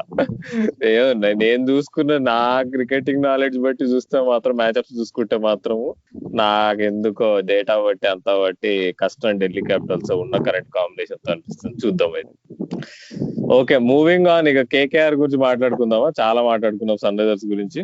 కేకేఆర్ టీం చూసుకుంటే డెఫినెట్లీ ఫస్ట్ మ్యాచ్ లో అసలు ఫస్ట్ ముంబై ఇండియన్స్ తో మ్యాచ్ ఆడినప్పుడు అసలు ఏంటి కేకేఆర్ కంప్లీట్ ఒక అవుట్ ఆఫ్ సార్ట్స్ ఉన్నట్టు అనిపించింది. ఎందుకంటే మనం 2013 నుంచి చూసుకుంటే ఎప్పుడు కూడా కేకేఆర్ ప్రతి సీజన్ లో ఓపెనింగ్ గేమ్ గెలుస్తానే వచ్చింది. ఇప్పుడు బ్రేక్ పడింది ఆ రికార్డ్ కి. 2013 నుంచి ఫస్ట్ టైం కేకేఆర్ ఐపీఎల్ లో ఓపెనింగ్ గేమ్ ఓడిపోయింది. సో అది మరీ అంత ఆశ్చర్యకరమైన విషయం కాకపోవచ్చు, పెద్ద విషయం ఏం కాకపోవచ్చు ఓపెనింగ్ మ్యాచ్ ఓడిపోవడం అనేది. కానీ వాళ్ళ పర్ఫార్మెన్స్ ని మనం అసెస్ చేసుకుంటే ఫస్ట్ మ్యాచ్ లో కంప్లీట్ అవుట్ ఆఫ్ సార్ట్స్ ఉన్నట్టు అనిపించింది ముంబై ఇండియన్స్ ఆపోజిషన్. అండ్ వాళ్ళ టీమ్ సెలెక్షన్ అవ్వచ్చు, నిఖిల్ నాయక్ లాంటి ప్లేయర్స్ అవ్వచ్చు, అలాగే శుభ్మన్ గిల్ ఫ్లాప్ అవడం అండ్ సునీల్ నారాయణ్ నుంచి ఎక్స్పెక్ట్ చేసినంత ఇంపాక్ట్ లేకపోవడం, ఇవన్నీ ఫ్యాక్టర్ చూసుకుంటే కొంచెం డెఫినెట్లీ అవుట్ ఆఫ్ షేప్ అన్నట్టు అనిపించింది టీము. కానీ నిన్న ఎస్ఆర్హెచ్ టాస్ ఓడిపోయినప్పుడు కూడా నేను కేకేఆర్ కష్టమేమో అని అయితే అనుకున్నాను, కానీ బాగానే బౌన్స్ బ్యాక్ అయ్యారు. నిన్న పర్ఫార్మెన్స్ చూసుకుంటే అసలు ఫస్ట్ మ్యాచ్ కి నిన్నకి ఏం సంబంధం లేదు, ఎందుకంటే కంప్లీట్ ఆపోజిట్. ఫస్ట్ మ్యాచ్ లో చూస్తే అసలు ఈ మ్యాచ్ ఏ సిచ్యువేషన్ లో గెలుస్తున్నట్టు అనిపించలేదు, starting from Pat Cummins bowling దగ్గర నుంచి. కానీ నిన్న చూసుకుంటే అదే ప్యాట్ కమిన్స్ ఓపెనింగ్ ఓవర్ లో వచ్చి బేర్స్టోని అవుట్ చేసి మ్యాచ్ సెటప్ చేశాడు కేకేఆర్ కి. సో డెఫినెట్లీ ఫస్ట్ మ్యాచ్ కి సెకండ్ మ్యాచ్ కి చాలా బెటర్, మంచి ఇంప్రూవ్ పర్ఫార్మెన్స్ ఉందని నేను అనుకుంటున్నా. And especially main talking points వచ్చేసి ఒకటి టీమ్ సెలెక్షన్, ఫస్ట్ మ్యాచ్ కి సెకండ్ మ్యాచ్ కి. సో టీమ్ సెలెక్షన్ గురించి అండ్ వాళ్ళ వాళ్ళు అనుసరించిన స్ట్రాటజీస్ అవ్వచ్చు ఈ 2 గేమ్స్ లో, ఈ రెండింటిని అసెస్ చేసి నీకు స్పెషల్ గా స్ట్రైకింగ్ పాయింట్స్ ఏమని అనిపించినాయి రాహుల్? అసలు వాళ్ళు చాలా ఇంట్రెస్టింగ్ పాయింట్, ఫస్ట్ మ్యాచ్ లో వాళ్ళు మిస్టరీ స్పిన్నర్ వరుణ్ చక్రవర్తిని ఆడించలేదు, సెకండ్ మ్యాచ్ లో ఆడిచ్చారు. అసలు అది అంటే ఎందుకనో కావాలని దాచిపెట్టడానికో ఏంటో అర్థం కాలేదు. కానీ తను మాత్రం అసలు ఎవ్వరూ రీడ్ చేయలేదు నాకు తెలిసి. సన్ రైజర్స్ వాళ్ళు అంతా ఆఫ్ ద పిచ్ ఆడుతుండే వరుణ్ చక్రవర్తిని. అసలు తన స్టైల్ ఆఫ్ బౌలింగ్ అసలు చాలా యూనిక్ గా ఉంది. అసలు సునీల్ నారాయణ లాగా అనిపించినా కానీ సునీల్ నారాయణ లాగా వేయట్లేదు, కొంచెం ముజీబ్ కొంచెం సునీల్ నారాయణ అంతా మిక్స్ లో ఉంది. తన గురించి నువ్వు చాలా ఫాలో అయినట్టున్నావు రాజు, నువ్వు చెప్పు అసలు వరుణ్ చక్రవర్తి గురించి. రాహుల్, వరుణ్ చక్రవర్తి డెఫినెట్లీ అతను లాస్ట్ సీజన్ కేకేఆర్ లో ఆడే అవకాశం రావడం, అందరూ కూడా చాలా ఎక్స్పెక్ట్ చేశారు. అంటే వరుణ్ చక్రవర్తి ఎందుకు ఇంత హైప్ ఉంది, అసలు ఏంటి ఇతను కూడా ఒక రకంగా మిస్టరీ స్పిన్నర్ ఆడి ఏదో 10 మ్యాచ్లు ఆడి తర్వాత ఫేడ్ అవుట్ అయిపోతాడు అనే టైప్ ఆఫ్ క్రిటిసిజం కూడా చూసాము. కానీ అన్ఫార్చునేట్ గా అతనికి లాస్ట్ ఇయర్ పెద్దగా అవకాశాలు రాలేదు, లిమిటెడ్ గా, అండ్ కొంచెం ఇంజురీ కన్సర్న్స్ కూడా ఉన్నాయి. ఈ సీజన్ అంటే నిన్న చూసుకుంటే అన్నిటికంటే వరుణ్ చక్రవర్తి గురించి ఏదైనా చెప్పే ముందు ఫస్ట్ పాయింట్, నిన్న వార్నర్ ని అవుట్ చేయగానే నేను బాగా కీన్ గా అబ్జర్వ్ చేసిన ఒక విషయం ఏంటంటే, డ్రెస్సింగ్ రూమ్ లో అంటే ఆ డగ్అవుట్ లో బ్రెండన్ మెక్కలం, అభిషేక్ నాయర్ వెనకాల నిల్చుని ఉన్నాడు. అవునవునవును, వాళ్ళు హైఫైల్ ఇచ్చుకున్నారు ఇమీడియట్ గా. అప్పుడు వరుణ్ చక్రవర్తి అవుట్ అవగానే బ్రెండన్ మెక్కలం రియాక్షన్ ఎలా కనిపించిందంటే, మనం అనుకున్న ప్లాన్ పర్ఫెక్ట్ గా వర్కౌట్ అయిందిరా అనేటప్పుడు ఎలా రియాక్షన్ వస్తుందో ఎగ్జాక్ట్ రియాక్షన్ వచ్చింది బ్రెండన్ మెక్కలం దగ్గర నుంచి. సో ఒక విధంగా అది ఒక ఇండికేషన్ అంటే మనం అర్థం చేసుకోవచ్చు. అంటే వరుణ్ చక్రవర్తి లాంటి ప్లేయర్ కి అంటే పెద్దగా డొమెస్టిక్ లెవెల్లో ఇంటర్నేషనల్ లెవెల్లో అంతగా రికగ్నిషన్ లేకపోయినా అతనికి వార్నర్ ని అవుట్ చేసే రెస్పాన్సిబిలిటీ ఇచ్చారంటే దట్ ఇట్ సెల్ఫ్ సేస్ ఆ టీమ్ మేనేజ్మెంట్ కి వరుణ్ చక్రవర్తి మీద ఎంత నమ్మకం ఉందనేది మనకి దాన్ని బట్టి అర్థమవుతుంది. అండ్ అతను కూడా ప్లాన్ ని పర్ఫెక్ట్ గా ఎగ్జిక్యూట్ చేశాడు. So well done to him, well done to Varun Chakravarthy as well. So Varun Chakravarthy చాలా ఇంట్రెస్టింగ్ కెరీర్. ఫస్ట్ అతను క్రికెటర్ గా తను స్టార్ట్ అయ్యాడు, తర్వాత మధ్యలో క్రికెట్ ని వదిలేసి ఆర్కిటెక్చర్ ఫీల్డ్ లోకి వెళ్ళాడు. అది చదివి ఇంట్రెస్టింగ్ గా నేను హర్ష బొగ్లే కూడా మెన్షన్ చేశాడు. వరుణ్ చక్రవర్తి ఆర్కిటెక్చర్ చేస్తున్నప్పుడు అతను లాస్ట్ ఇయర్ లో ఉన్నప్పుడు అతను చేసిన థీసిస్ వచ్చేసి క్రికెట్ గ్రౌండ్ గురించి. సో అక్కడే మనకు అర్థమైపోతుంది క్రికెట్ అనేది ఎప్పుడు కూడా అతని లైఫ్ లో ఒక ఇంటిగ్రల్ పార్ట్ గా వస్తూ వచ్చింది ఇప్పటి వరకు. అండ్ నిన్న అతనికి మళ్ళా ఒక రకంగా రివైవల్ ఆఫ్ సార్ట్స్ అని చెప్పుకోవచ్చు. ఎందుకంటే 2019 సీజన్ అయిపోయిన తర్వాత చాలా అన్సర్టైనిటీ ఉంది. ఎందుకంటే అతనికి వచ్చిన హైప్ని బట్టి ఏంటి మళ్ళీ ఆడతాడా, ఒకవేళ ఆడితే ఎలాంటి ఇంపాక్ట్ ఉంటుంది. అందులోకి టీంలో సునీల్ నారాయణ లాంటి ఇంటర్నేషనల్ గా రికగ్నైజ్డ్ అయిన మిస్టరీ స్పిన్నర్ ఉంటే నీకు టీంలో అవకాశం దొరికి ప్లస్ సునీల్ నారాయణ రేంజ్ లో ఇంపాక్ట్ అయితే ఎక్స్పెక్ట్ చేస్తారు కేకేఆర్ ఫ్యాన్స్. కాకపోతే నిన్న వార్నర్ వికెట్ తో నాకు తెలిసి అతనికి ఏదైనా కొంచెం నర్వస్ ఫీలింగ్ కానీ నేను పర్ఫామ్ చేయగలనా లేదా అనే రకమైనటువంటి డౌట్స్ ఏదైనా ఉండి ఉంటే మనసులో నిన్న కంప్లీట్ గా పోయి ఉంటాయి. నాకు తెలిసి ఈ సీజన్ ఎండ్ అయ్యేసరికి వరుణ్ చక్రవర్తి ఖచ్చితంగా one of the biggest talking points of IPL అవుతాడని అయితే నాకు గట్టి నమ్మకం ఉంది. So looking forward to KKR's rest of the season Rahul. ఓ చాలా చాలా బిగ్ కాల్ చేసావు. ఎందుకంటే మిస్టరీ స్పిన్నర్స్ ఎప్పుడైనా ఒక 4 మ్యాచ్లు బాగా వేసినా కానీ మన అజంతా మెండిస్ నుంచి అఖిల ధనంజయ వరకు చూసాము. ఈజీగా ఎవడైనా ఒక్కళ్ళు పట్టుకుంటే చాలు అందరూ పట్టేసుకుంటారు. కానీ చెప్పలేం, ఇప్పుడు నారాయణ లాంటి సక్సెస్ కేసెస్ కూడా ఉంటాయి. అది కాకుండా నాకు ఇంకో ఇంట్రెస్టింగ్ విషయం అంటే ఇంట్రెస్టింగ్ కాదు, అంటే అది అందరికి తెలిసిన విషయం. చాలా బాగా చేసింది ఏంటంటే కేకేఆర్ వాళ్ళు ప్యాట్ కమిన్స్ ఎట్లయితే వాడారో ఫస్ట్ మ్యాచ్ లో వాళ్ళు ముంబై అయితే అసలు తను అప్పటికప్పుడే క్వారంటైన్ అయి బయటకు వచ్చి సరిగ్గా గేలే గానీ నిన్న అసలు ఆ 3 overs పవర్ ప్లే లో మాత్రం అస్సలు నీకు పేస్ గానీ లెంత్ గానీ యాక్యురసీ గానీ ఏమీ మిస్ కాలేదు. అసలు పర్ఫెక్ట్ గా అసలు ఎంత బాగా వేసాడంటే అట్లానే వాడాలి అసలు ప్యాట్ కమిన్స్ ని. 3 overs నీకు స్టార్టింగ్ లో వేసేసి మనం ప్రివ్యూలో కూడా చెప్పుకున్నాం, కేకేఆర్ ప్రివ్యూలో ప్యాట్ కమిన్స్ లాంటి బౌలర్స్ చేత ఫస్ట్ 10 overs లో 3 overs కానీ 4 overs కానీ వేపించేసి నీకు తీసే 3 wickets కానీ 2 wickets కానీ తీసేయని చెప్పడం మాత్రం అది కరెక్ట్ గా వాడడం అని, అది పర్ఫెక్ట్ గా తనకు పెట్టిన 15 కోట్లు కరెక్ట్ గా న్యాయం చేశాడు అసలు నిన్న మ్యాచ్ అయితే. ఇలానే ప్రతి మ్యాచ్ కూడా వేస్తే ఇక కేకేఆర్ బాగానే టైటిల్ కంటెండర్స్ లోకి వస్తారని చెప్పుకోవచ్చు. శివం మావి కూడా నాకు నన్ను చాలా ఇంప్రెస్ చేశాడు అబ్బా. తను అంటే వేరియేషన్స్ కానీ పేస్ కానీ, ఇప్పుడు 140 వేయగలుగుతున్నాడు, మళ్ళీ నీకు స్లోవర్ బాల్స్ కట్టర్స్ నీకు 120 వేయగలుగుతున్నాడు. ఎప్పుడైనా ఒక బౌలర్ మనం సన్ రైజర్స్ అటాక్ తో కంపేర్ చేస్తే, ఇప్పుడు సన్ రైజర్స్ అటాక్ లో వేసే బౌలర్లు 130, 132, 135 వేస్తూ నువ్వు స్లోవర్ బాల్ 120 వేస్తే ఏం లాభం, నీకు తేడా ఏం లేదు.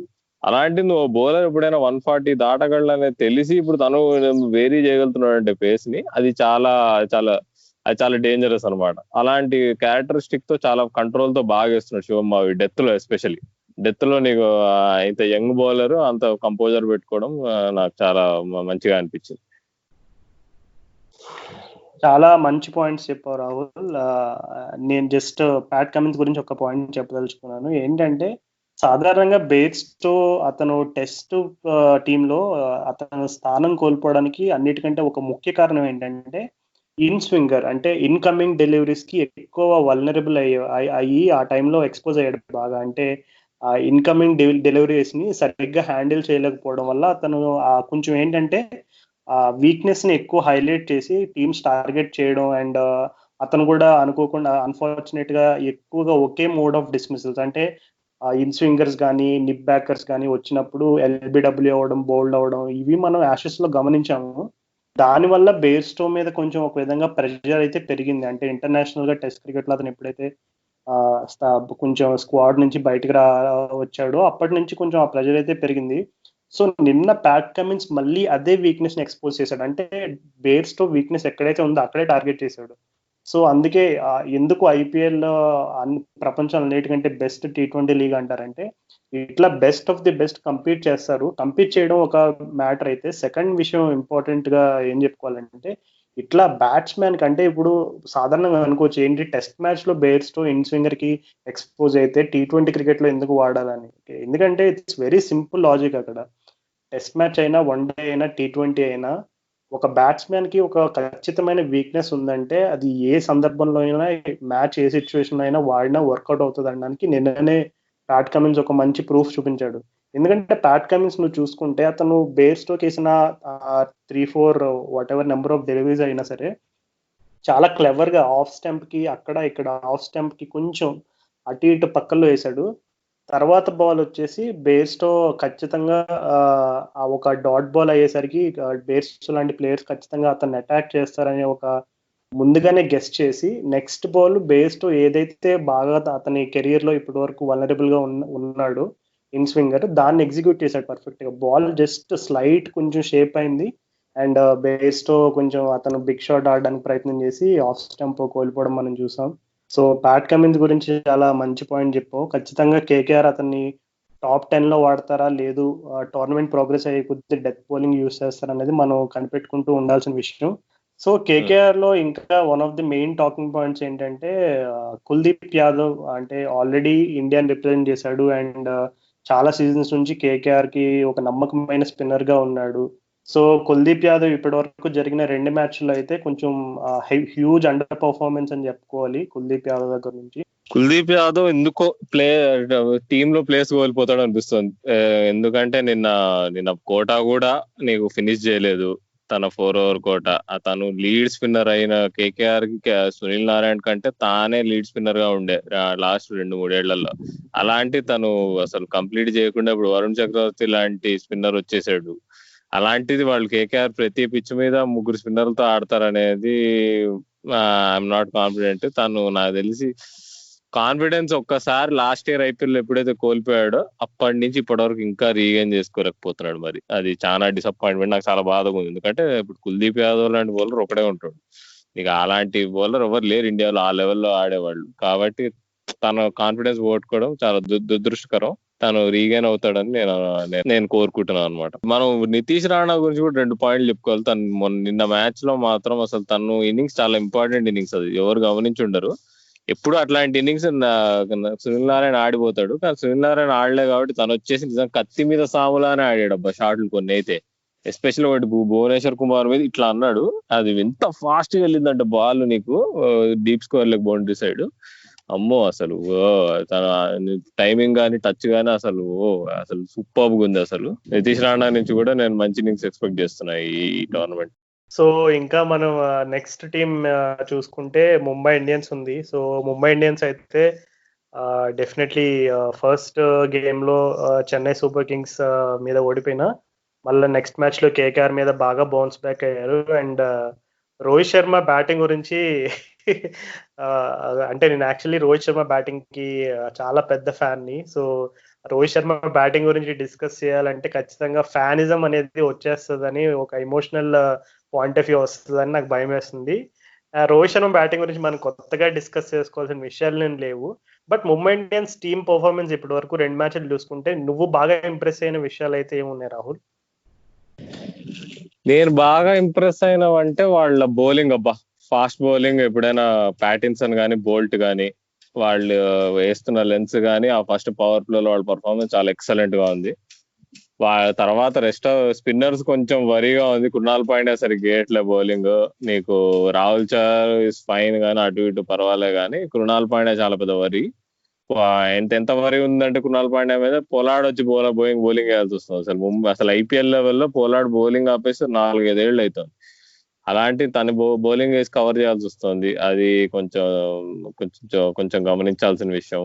కానీ bowling, fast bowling, especially new ball తో మాత్రం వాళ్ళ బౌలింగ్ ప్లాన్స్ కానీ వాళ్ళు వేసే రిథమ్ కానీ, నీకు ఎస్పెషల్ జేమ్స్ ప్యాటిన్సన్ తను ఎప్పుడు నేను T20 బౌలర్ గా నేను ఊహించుకోలే అనమాట.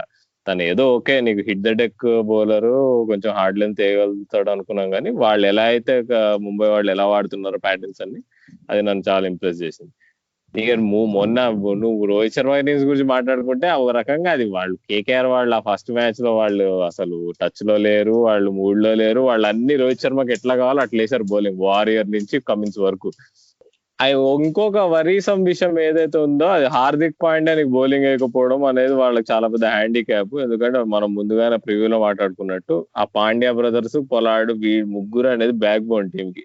వాళ్ళకున్న మల్టీ స్కిల్స్ వల్లనే ముంబై ఇండియన్స్ ఇన్ని కప్పులు గెలిచింది. అలాంటిది నీకు హార్దిక్ పాండ్యా పోయినాడు ఇచ్చిన పర్ఫార్మెన్స్ తర్వాత ఈసారి ఓన్లీ బ్యాట్స్మెన్ గా ఆడాల్సి వస్తుందంటే అది కొంచెం నెగిటివ్. ఇప్పుడు మనం ఆల్రెడీ చూసాం కృణాల్ కూడా పర్ఫార్మ్ చేయటం. అలాంటిది నువ్వు హార్దిక్ నుంచి కూడా నువ్వు ఓవర్ లేకపోతుంటే ఫిట్నెస్ ఇష్యూస్ వల్ల ఫ్యూచర్ లో వాళ్ళకి కష్టాలు ఎదురవచ్చేమో అనిపిస్తుంది, ఎంత వాళ్ళు ఈ మ్యాచ్ లో బాగా ఆడినా కానీ. బట్ నువ్వు అన్న పాయింట్ కూడా వాస్తవం. ఎందుకంటే ఒకవేళ హార్దిక్ పాండ్యా అనుకున్న ఆ టైంలో అతను బౌలింగ్ వేయడానికి అవైలబుల్ గా ఉండకపోయి ఉంటే కైరన్ పొలార్డ్ లాంటి బౌలర్ ప్రతి మ్యాచ్ లో ఇంపాక్ట్ చూపించే అవకాశం అయితే లేదు. ఎందుకంటే పొలార్డ్ రెగ్యులర్ గా బౌలింగ్ వేసే టైప్ కాదు. ఎందుకంటే అప్పుడు సిపిఎల్ లో కూడా ఒక మ్యాచ్ వేస్తే మళ్ళీ 2 మ్యాచ్లు వేయకుండా ఇంకో మ్యాచ్ వేసి అట్లా మనం చూసాం. అండ్ నెక్స్ట్ ముంబై ఇండియన్స్ లో కూడా మొన్న పొలార్డ్ తీసిన వికెట్ 2015 తర్వాత ఫస్ట్ టైం అతను ఐపీఎల్లో వికెట్ తీశాడు. సో దాన్ని బట్టే మనం అర్థం చేసుకోవచ్చు అతను ఎంత తక్కువగా బౌలింగ్ వాడారు లాస్ట్ 4 years లోని. సో ఒక విధంగా చూసుకుంటే హార్దిక్ పాండ్యా ఎప్పుడైతే కొంచెం బౌలింగ్ వేయడానికి అతను ఫిట్ గా ఉంటాడో అప్పుడు రోహిత్ శర్మకి ఇంకా ఆప్షన్స్ అనేవి ఎక్కువ ఉంటాయి. అండ్ అప్పుడు ఇంకా అడ్వాంటేజ్ అయితే ఎక్కువ ఉంటుంది ఖచ్చితంగా. అండ్ ఈ పాయింట్స్ కాకుండా స్పెసిఫిక్ గా ఫస్ట్ మ్యాచ్ లో సౌరభ్ తివారీ అందరినీ సర్ప్రైజ్ చేశాడు. అసలు ఒక విధంగా చెప్పాలంటే ఒక మినీ ధోని అని చిన్నగా ట్రోల్స్ చేసేవారు. అండ్ ఇంకా రకరకాలైనటువంటి కామెంట్స్ వచ్చాయి సౌరభ్ తివారీ గురించి. సో అతను ఫస్ట్ గేమ్ లో బాగా ఇంప్రెస్ చేశాడు అందరికి. అందరూ ఎలా ఏముంది సౌరభ్ తివారీ వచ్చాడు, ఒక 2 బాల్ ఆడతాడు, 4-6 కొడతాడు, అవుట్ అయిపోతాడు, ఈ టైప్ ఆఫ్ ఫ్రస్ట్రేటెడ్ కామెంట్స్ ఎక్కువ వినుంటాడు. కానీ చూస్తే అందరినీ సర్ప్రైజ్ చేశాడు. సో స్పెసిఫిక్ గా సౌరభ్ తివారీ గురించి ఏదైనా చెప్పాలనుకుంటున్నావా? నిజంగా తను ఎందుకు తీసుకున్నారని చెప్పి నాకు చాలా పెద్ద క్వశ్చన్ ఉండే. నేనేమనుకున్నా, వీడు ఇషాన్ కిషన్ ఆడాల్సిన స్పాట్ లో వీడు ఉన్నాడంటే ఇషాన్ కిషన్ ప్లే స్టేషన్ ఎక్కువ ఆడుతాడని చెప్పి జయవర్ధనే వాడిని టీమ్ హోటల్లోనే ఉద్దేశం వస్తున్నాడేమో మ్యాచ్ లకి అని అనుకున్నా. కానీ యాక్చువల్ దాని వెనక లాజిక్ ఏదైతే ఉందో చూస్తే సౌరవ్ తివారీ ఇప్పటివరకు ఐపీఎల్ లో కొట్టిన 57 సిక్స్లలో 32 సిక్స్లు నీకు స్ట్రైట్ కొడతాడు. స్ట్రైట్ అంటే స్ట్రైట్ బౌండరీకి టార్గెట్ చేస్తాడు. అలాంటి వీళ్ళు ముంబై ఇండియన్స్ ఆడిన 2 మ్యాచెస్ అబుదాబిలో ఆడుతున్నారు. వాళ్ళు అక్కడ స్క్వేర్ బౌండరీస్ చాలా పెద్దవి అనమాట. ఇషాన్ కిషన్ లాంటి బ్యాట్స్మెన్ నీకు ఎప్పుడు ఇట్లా అడ్డం కొట్టే టైపు. కాబట్టి తను ఈ గ్రౌండ్ మీద తను అలా కొట్టడం కంటే స్ట్రైట్ కొట్టడం బెటర్ అని చెప్పేసి వాళ్ళు చాలా స్మార్ట్ గా ఆ విషయం మళ్ళీ చెప్పుకోవాలి, సౌరవ్ తివారీని తెచ్చుకున్నారు. ఎవ్వరు ఊహించుండరు ఇది. దీన్ని బట్టి అసలు ముంబై ఇండియన్స్ వాళ్ళ డేటా టీమ్ గానీ థింక్ ట్యాంక్ గానీ ఎంత స్ట్రాంగ్ గా మనకు అర్థమవుతుంది. ఎందుకంటే తను పర్ఫామ్ కూడా చేశాడు. ఇప్పుడు ఏదో ఏదో బచ్చా ప్లేయర్ వచ్చినట్టు కూడా కాదు. సౌరవ్ తివారీ ఇన్నేళ్లుగా ఆడుతున్నాడు, ఇన్నేళ్ళు ఐపీఎల్ కానీ డొమెస్టిక్ ఆడుతున్నాడు, కాబట్టి వాళ్ళు ఒక ప్లేయర్ ని బ్యాక్ చేశారు, తన రిజల్ట్ కూడా ఇచ్చాడు. కాబట్టి మనం hats off to Mumbai Indians ఆ విషయంలో. అండ్ ఇంకా మనం ముంబై ఇండియన్స్ గురించి one of the interesting points ఎప్పుడు ప్రతి సీజన్ మాట్లాడుకునేదే జస్ప్రీత్ బుమ్రా ఇంపాక్ట్ అనేది. సో బుమ్రా ఈ సీజన్ చూసుకుంటే ఫస్ట్ మ్యాచ్ లో అనుకున్న రేంజ్ లో పర్ఫార్మ్ చేయలేదు. అండ్ సెకండ్ మ్యాచ్ చూస్తే అండర్ రసెల్ ని బౌల్ చేయడం అవ్వచ్చు, అండ్ అతను రియాక్షన్ కూడా చూడొచ్చు. రియాక్షన్ చూసినప్పుడు కూడా చాలా ఇంట్రెస్టింగ్ అనిపించింది. సో బుమ్రా అయితే బాగానే పికప్ అయ్యాడని అనిపించింది. ఏమనుకుంటున్నారు రాహుల్ బుమ్రా పర్ఫార్మెన్స్ గురించి 2 మ్యాచెస్ లో? ఫస్ట్ మ్యాచ్ లో తను చాలా బ్యాడ్ గా పర్ఫార్మ్ చేశాడని చెప్పుకోవచ్చు. పదే నీకు ఒకే లెంత్ బండకేసి గుద్దినట్టు మిడ్ పిచ్ లో గుద్దాడు. కానీ సెకండ్ మ్యాచ్ కి వచ్చేసి మాత్రం తను రిజమ్ లో గానీ ఏదైతే గానీ చాలా బాగా చేశాడు బౌలింగ్. బుమ్రా గురించి చాలా మంది అన్నారు అయిపోయింది బుమ్రా పని అయిపోయింది, ఇంజురీలు అయితే ఏ బౌలర్ అయినా ఖతం ఇక మళ్ళీ రాలేడు అని. కానీ బుమ్రా ఇదే ఛాంపియన్ అని నేను బాగా నమ్ముతాను, ముంబై ఫ్యాన్స్ మరీ నమ్ముతారు. కాబట్టి no need to worry Mumbai fans ఎవరు, తను ఎప్పటిలానే ఇంపాక్ట్ చేస్తారు. ఇంకో ఇంట్రెస్టింగ్ విషయం ఏమన్నారంటే బుమ్రా గురించి, మలింగా ఇంకా బుమ్రా కలిసి ఆడితేనే ఇంపాక్ట్ ఉంటుంది. ఎందుకో మళ్ళీ ఇప్పుడు ఏదో స్టాట్ పట్టుకొచ్చాడు, ఒక మజర్ అర్షద్ అని ఒక పాకిస్తానీ స్టాట్స్మెన్ ఉంటాడు. లాస్ట్ 5 మ్యాచెస్ లో ఎప్పుడైతే మలింగా బుమ్రా కలిసి ఆడలేదో అసలు బుమ్రా 9 per over కంటే ఎక్కువ రన్స్ ఇచ్చాడు. కానీ అది 5 మ్యాచెస్ చాలా చిన్న శాంపుల్ సైజ్ అని నేను నమ్ముతాను. కాబట్టి తను మలింగా ఉంటేనే బుమ్రా ఆడగలడు అనేది అపోహ.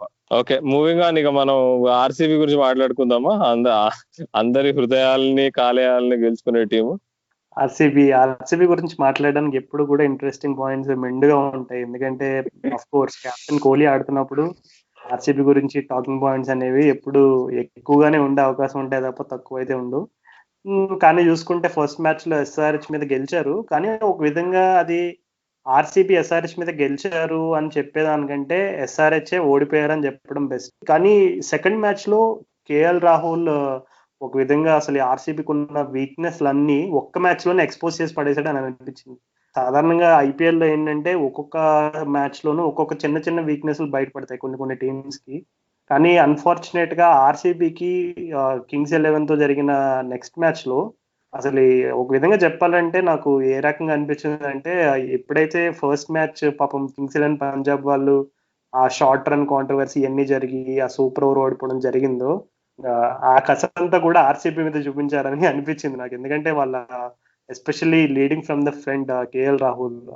But RCB point of view మనం చూస్తే ఆ మ్యాచ్ లో ఒక విధంగా బౌలింగ్ స్ట్రాటజీస్ అనేవి నాకు చాలా, అంటే నేను ఇప్పుడు చెప్పబోయే స్టేట్మెంట్ చాలా మందికి కఠినంగా అనిపించవచ్చు, లేదు ఒక రకంగా కొంచెం డిసప్పాయింటింగ్ గా కూడా అనిపించవచ్చు. నాకు ఇంకా గుర్తుంది, I think around some 7-8 years back అనుకుంటా, హర్ష భోగ్లే ఐఎం స్పీచ్ ఒకటి నేను చూశాను. ఆ వీడియోలో హర్ష భోగ్లే ఏమని చెప్తాడంటే, క్యాప్టెన్సీ అండ్ బ్యాట్స్మెన్షిప్ అనేవి రెండు డిఫరెంట్ స్కిల్స్.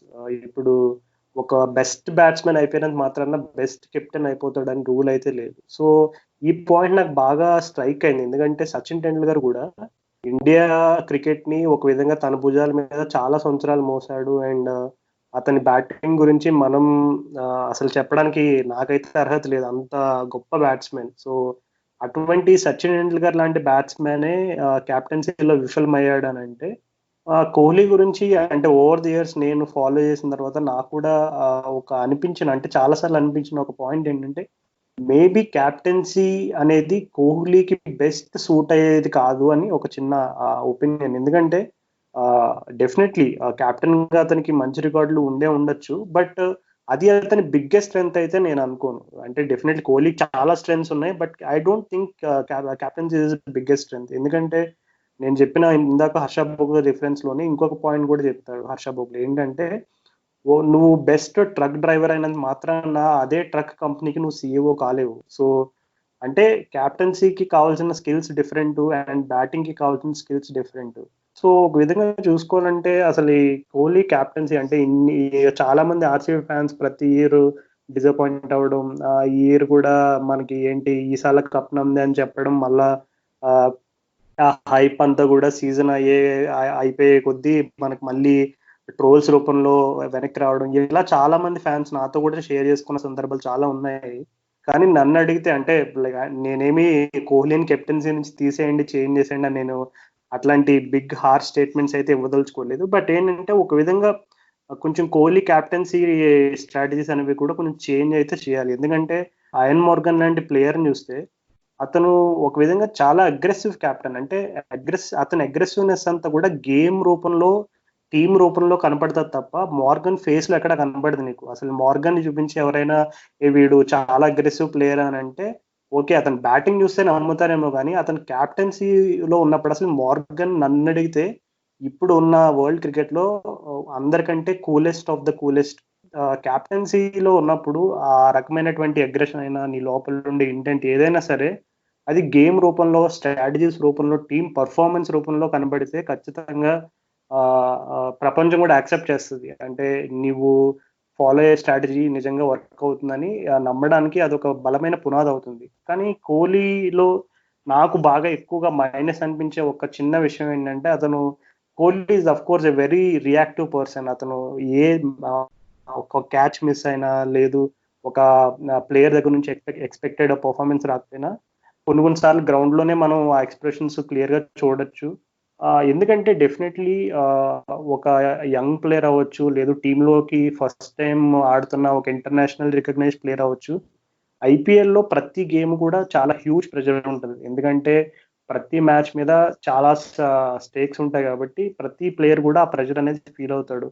అండ్ అడిషనల్ గా క్యాప్టెన్ దగ్గర నుంచి నీకు ఏ విధమైనటువంటి, అంటే డైరెక్ట్ గా కాకపోవచ్చు, ఇండైరెక్ట్ గా నీకు అటువంటి సంకేతాలు వచ్చినాయి అనుకో, బాబోయ్ నన్ను కెప్టెన్ గమనిస్తున్నాడు, లేదు కెప్టెన్ నన్ను ఇలా అన్నాడు, లేదు కెప్టెన్ నన్ను ఇలా చూసాడు, ఇట్లాంటి చిన్న చిన్న ఇంటిమిడేటింగ్ ఫ్యాక్టర్స్ కూడా చాలా పెద్ద ఇంపాక్ట్ చూపిస్తాయని నేను నమ్ముతాను. అంటే ఆర్సీబీ విషయంలో ఎగ్జాక్ట్ గా ఏం జరుగుతుంది అనేది నేను డీకోడ్ అయితే చేయలేను. బట్ ఒక విధంగా చెప్పాలంటే కోహ్లీ క్యాప్టెన్సీ స్టైల్ అనేది కొంచెం చేంజ్ చేసుకోవాలి. అది అంటే అతను ఇంకా మచ్ మోర్ రిలాక్స్డ్ పర్సనాలిటీగా, ఆల్రెడీ లాస్ట్ ఫ్యూ ఇయర్స్ గా కొంచెం కోహ్లీ అప్రోచ్ లో కానీ, కోహ్లీ బ్యాటింగ్ స్టైల్ లో కొన్ని చిన్న చిన్న టెక్నికల్ విషయాలు కానీ, అతని అప్రోచ్ లో కానీ చేంజెస్ అయితే గమనించాము. కానీ ఇంకా T20 క్రికెట్ కి సెట్ అయ్యేటట్టు అతని క్యాప్టెన్సీ ఉందని అయితే నేను అనుకోవట్లేదు.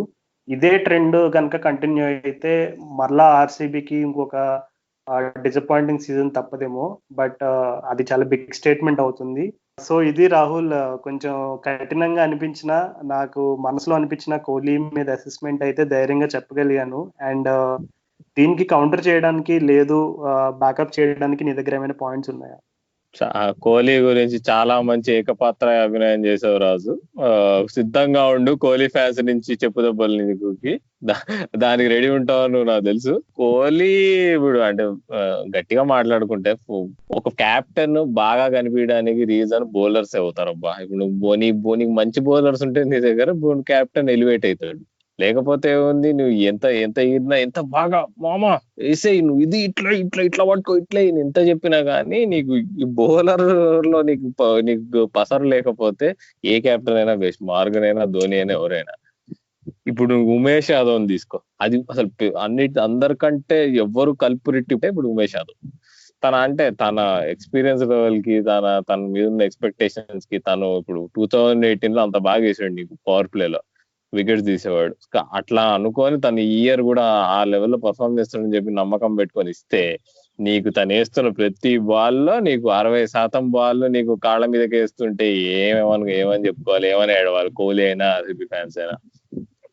కాబట్టి తను ఇమీడియట్ గా వాళ్ళు ఆర్సీబీ వాళ్ళు బాగుపడాలంటే నాకు తెలిసి పాపం వాళ్ళ తమ్ముడు మొహమ్మద్ సిరాజ్ కి కోహ్లీ ఛాన్స్ ఇవ్వాలి. ఎందుకంటే ఉమేష్ యాదవ్ మళ్ళీ ఆడిస్తే మాత్రం ఇక ఫ్యాన్స్ గానీ ఎవరు ఊరుకోరు నాకు తెలుసు. ఎందుకు అసలు ఉమేష్ యాదవ్ మరి ఇంత వర్స్ట్ గా నేను ఐపీఎల్ హిస్టరీలో ఎప్పుడు చూడలే బౌలింగ్ వేయడం. అంత బ్యాడ్ గా వేస్తున్నాడు అసలు నిజంగా. ఇంకా ఉమేష్ యాదవ్ పక్కన పెడితే డేల్ స్టైన్, అసలు డేల్ స్టైనేనా అసలు డేల్ స్టైన్ అంటే మనకి ఎట్లా గుర్తుంటుంది? డేల్ స్టైన్ చూడంగానే ఇట్లా నీకు మిలిటరీ కటింగ్ వేసుకొని, డిప్ప కటింగ్ వేసుకొని ఇట్లా ఉంటాడు, చూస్తే భయపడతాను. అలాంటి డేల్ స్టైన్ ఇప్పుడు జుట్టుపోర్లోలాగా మొత్తం అంత జూలు పెంచుకొని అసలు ఆ బౌలింగ్ ఏంటి అసలు చూస్తే నాకు చాలా, ఈ ఉమేష్ యాదవ్ ఒక రకంగా బాధ కల్పిస్తే, అసలు డేల్ స్టైన్ అయితే నాకు ఆల్మోస్ట్ హార్ట్ అటాక్ తెప్పిస్తున్నాడు, అట్లా బౌలింగ్ వేస్తున్నాడు. బచ్చా ప్లేయర్లు కూడా లేపు అడ్డం తిరిగి కొడుతున్నారు. అది నాకంటే నేను నా జీవితం చూడాల్సింది అంతా చూసేసాను అనిపించింది చూస్తే. అలా ఉంది. డేల్ స్టేన్ మనం ఎలా గుర్తు పెట్టుకుంటాం అప్పట్లో డెక్కన్ చార్జర్స్ కానీ సన్ రైజర్స్ కానీ స్టార్టింగ్ లో ఎట్లా వేసేవాడు బౌలింగ్, అలాంటిది ఇలా ఈ స్థితికి రావాల్సి వస్తుంది అని చెప్పి నాకు చాలా బాధగా ఉంది. కాబట్టి అంటే నేను అనుకునేది ఇలానే సీజన్ మొత్తం డేల్ స్టేన్ బౌలింగ్ వేస్తే ఇక క్రికెట్ నుంచి తప్పుకోవడం నయం అనుకుంటున్నా. ఎందుకంటే తన మెమరీస్ నేను ఇలా పాడు చేసుకోదలుచుకోవట్లే. అంత పెద్ద ఫ్యాన్ నేను డేల్ స్టేన్. చూడబోతే ఇక మారిస్ రానిది వాళ్ళకి ఏమి బండి నడవదు, మారిస్ రావాలి. ఎంత నీకు సైనీనే వికెట్ కావాలంటే మిడిల్ ఓవర్స్ లో వేయాలి. ఇప్పుడు చూస్తే మనం కింగ్స్ 11 మ్యాచ్ లో సైనీని థర్డ్ ఓవర్ వేయించాల్సి వచ్చింది కేఎల్ రాహుల్ వికెట్ తీయడానికి మిడిల్ ఓవర్స్ లో. చూస్తే డెత్ లో వాళ్ళకి ఆర్సీబీ లాస్ట్ 2 years సైనీనే బెస్ట్ బౌలర్ డెత్ లో. తను కూడా ఎంత గొప్ప ఎకానమీ రేట్ కూడా 8.85 ఎకానమీ రేట్, కానీ ఓకే ఆర్సీబీ లెవెల్ కి డెత్ లెవెల్ కి అది మంచిదే.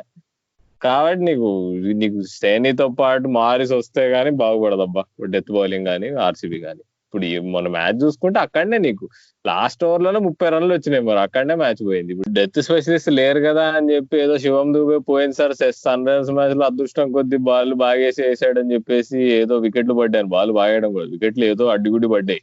అలాంటి బౌలర్ని తీసుకొచ్చి చలో కేఎల్ రాహుల్ ఫుల్ 100 మీద ఆడుతుంటే వాడికి బౌలింగ్ ఏమంటే ఏమనాలి చెప్పు. ఆ పరంగా అంటే వాళ్ళకి ఆ పరిస్థితి కొందేచుకున్నారు. సైని ఓవర్లు ముందే అయిపోగొట్టేసి ఇంకో డెత్ బౌలర్ లేక ఉమేష్ యాదవ్ అట్లా కాళ్ళ మీద వేస్తూ వర్స్ట్ బౌలింగ్ వేయడం వల్ల.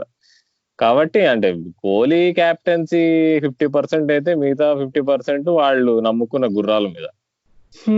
ఇంకా వాళ్ళ పని ఏమైనా పాజిటివ్స్ ఏమైనా ఉన్నాయా రాజు అసలు వీళ్ళకి ఆర్సీబీ వాళ్ళకి?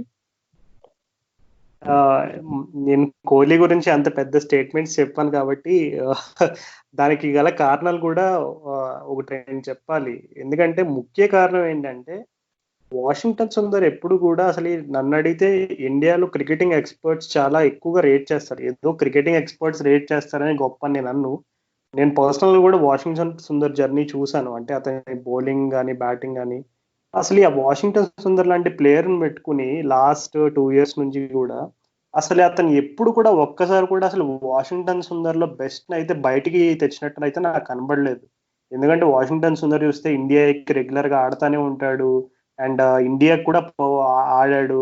ఇవన్నీ చూసుకుంటే ఏంటి ఇప్పుడు ఇండియాకి రీసెంట్ క్రాప్ అంటే ఇప్పుడు లాస్ట్ 2-3 years లో ఇండియాని రిప్రజెంట్ చేసిన వాళ్ళందరిలో చూసుకుంటే ఏ ఫ్రాంచైజ్ ఆడుతున్నా ఏ ప్లేయర్ అయినా విజయ్ శంకర్ అవ్వచ్చు, ఇంకా ఖలీల్ అహ్మద్, ఇలా డిఫరెంట్ అంటే ఇండియాని లాస్ట్ 2-3 years లో రిప్రజెంట్ చేసిన ప్లేయర్స్ ఎవరైనా సరే ఈ డిఫరెంట్ ఫ్రాంచైజ్ వాళ్ళు ప్లేయర్స్ ని ఎలా యూజ్ చేస్తున్నారు అనుకుంటే నాకు తెలిసి వాషింగ్టన్ సుందర్ ని అంత అండర్ యూజ్ చేసిన ప్లేయర్ అయితే ఇంకా ఏ ఫ్రాంచైజ్ లో ఎవరు కూడా ఉండరు.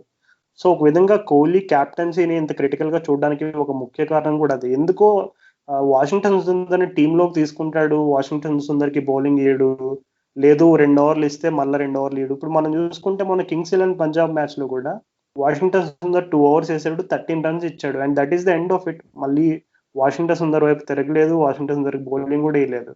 అండ్ ఇంకొకటి ఏంటంటే ఓకే అబ్బా అది నేను సమర్థిస్తాను. ఎందుకంటే నీకు కేఎల్ రాహుల్ ఉంటే ఇవ్వలేడు బౌలింగ్. ఎందుకంటే కేఎల్ రాహుల్ ఉన్న టచ్ లో అసలు నీకు అక్కడే మనం ఒక చిన్న తప్పు అసెస్మెంట్ జరుగుతుంది రాహుల్. ఏంటంటే ఇప్పుడు ఇంటర్నేషనల్ క్రికెట్ ఆడిన వరల్డ్ క్లాస్ ప్లేయర్స్ ఎప్పుడు కూడా ఇప్పుడు మ్యాచ్అప్స్ తో సంబంధం ఉండదు. అఫ్ కోర్స్ ఒప్పుకుంటా మ్యాచ్అప్స్ అనేవి కూడా కొన్నిసార్లు కీ రోల్ ప్లే చేస్తాయి.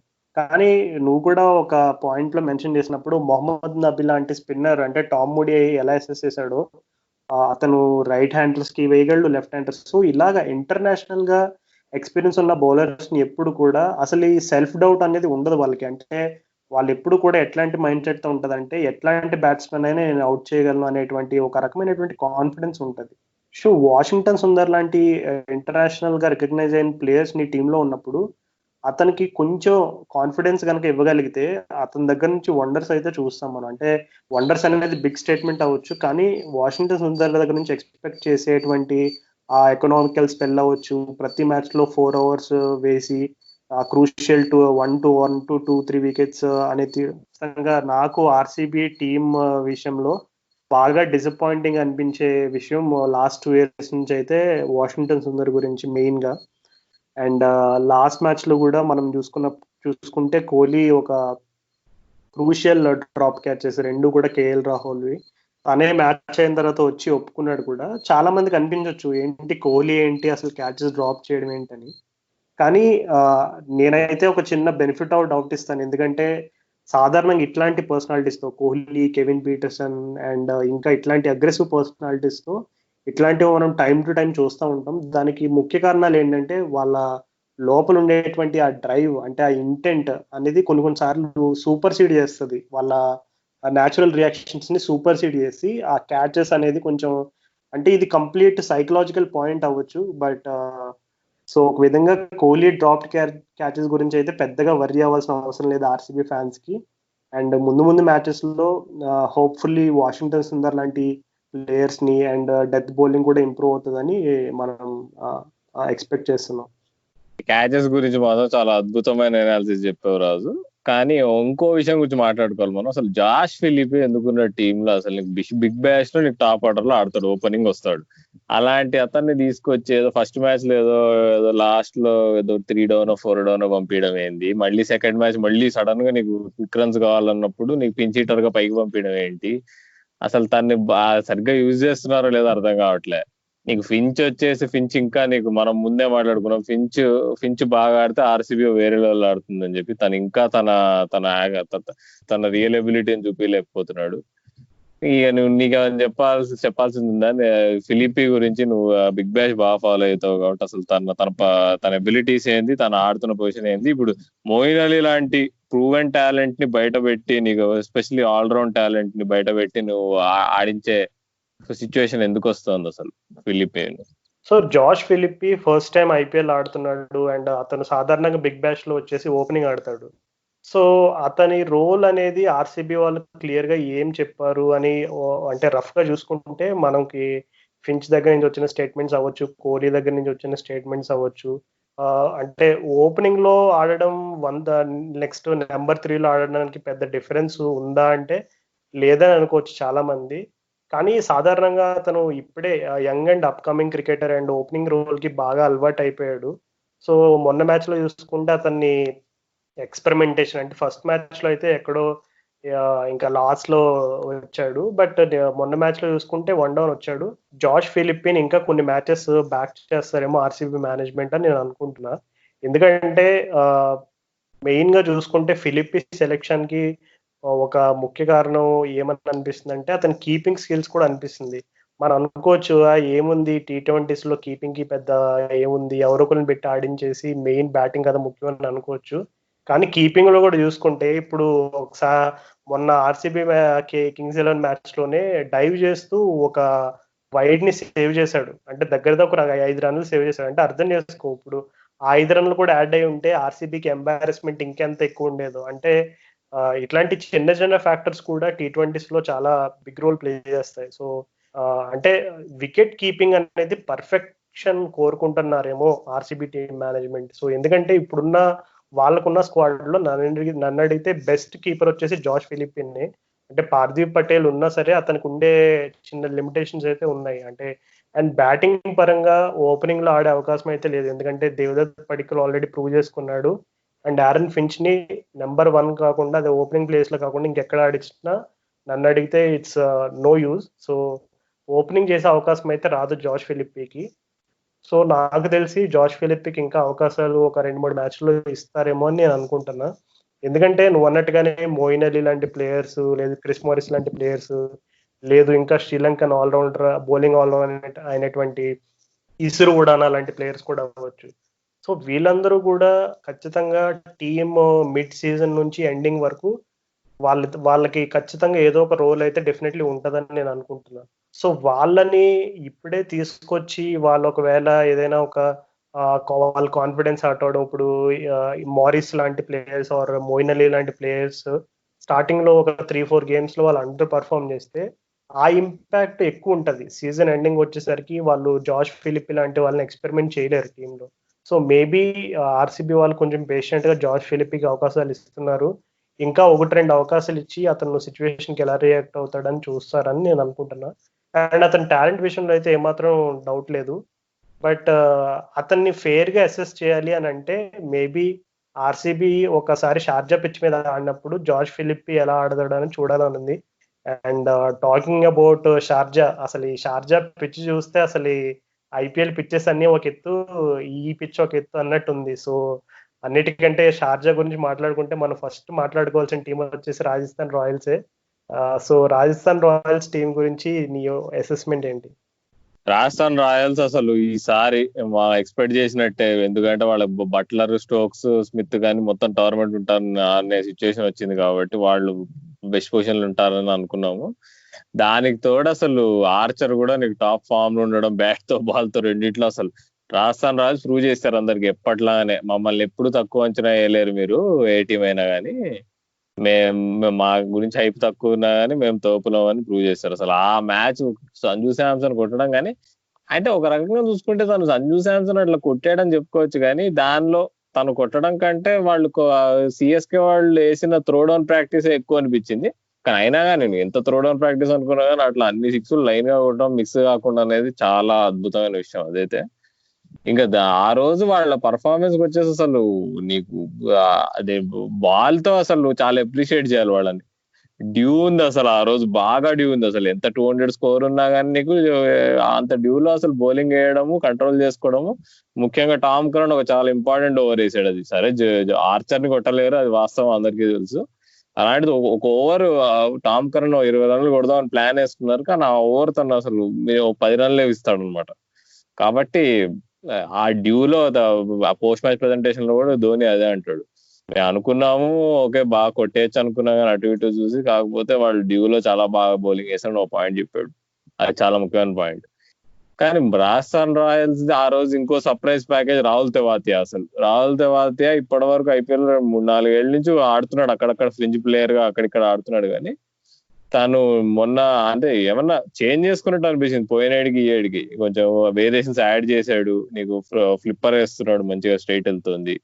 ఒక మినీ నీకు ఎలా అయితే ఫాస్ట్ గా రషీద్ ఖాన్ ఎట్లయితే వేస్తారు బౌలింగ్, అలాంటి బౌలింగ్ కొద్దిగా నీకు రాహుల్ తెవాతియాలో కనిపించింది నాకు. తన బ్యాటింగ్ కూడా యాక్చువల్ బాగా చేస్తుంటారు, అందుకే వాళ్ళు రాజస్థాన్ వాళ్ళు నమ్మి పైన పంపిస్తున్నారు.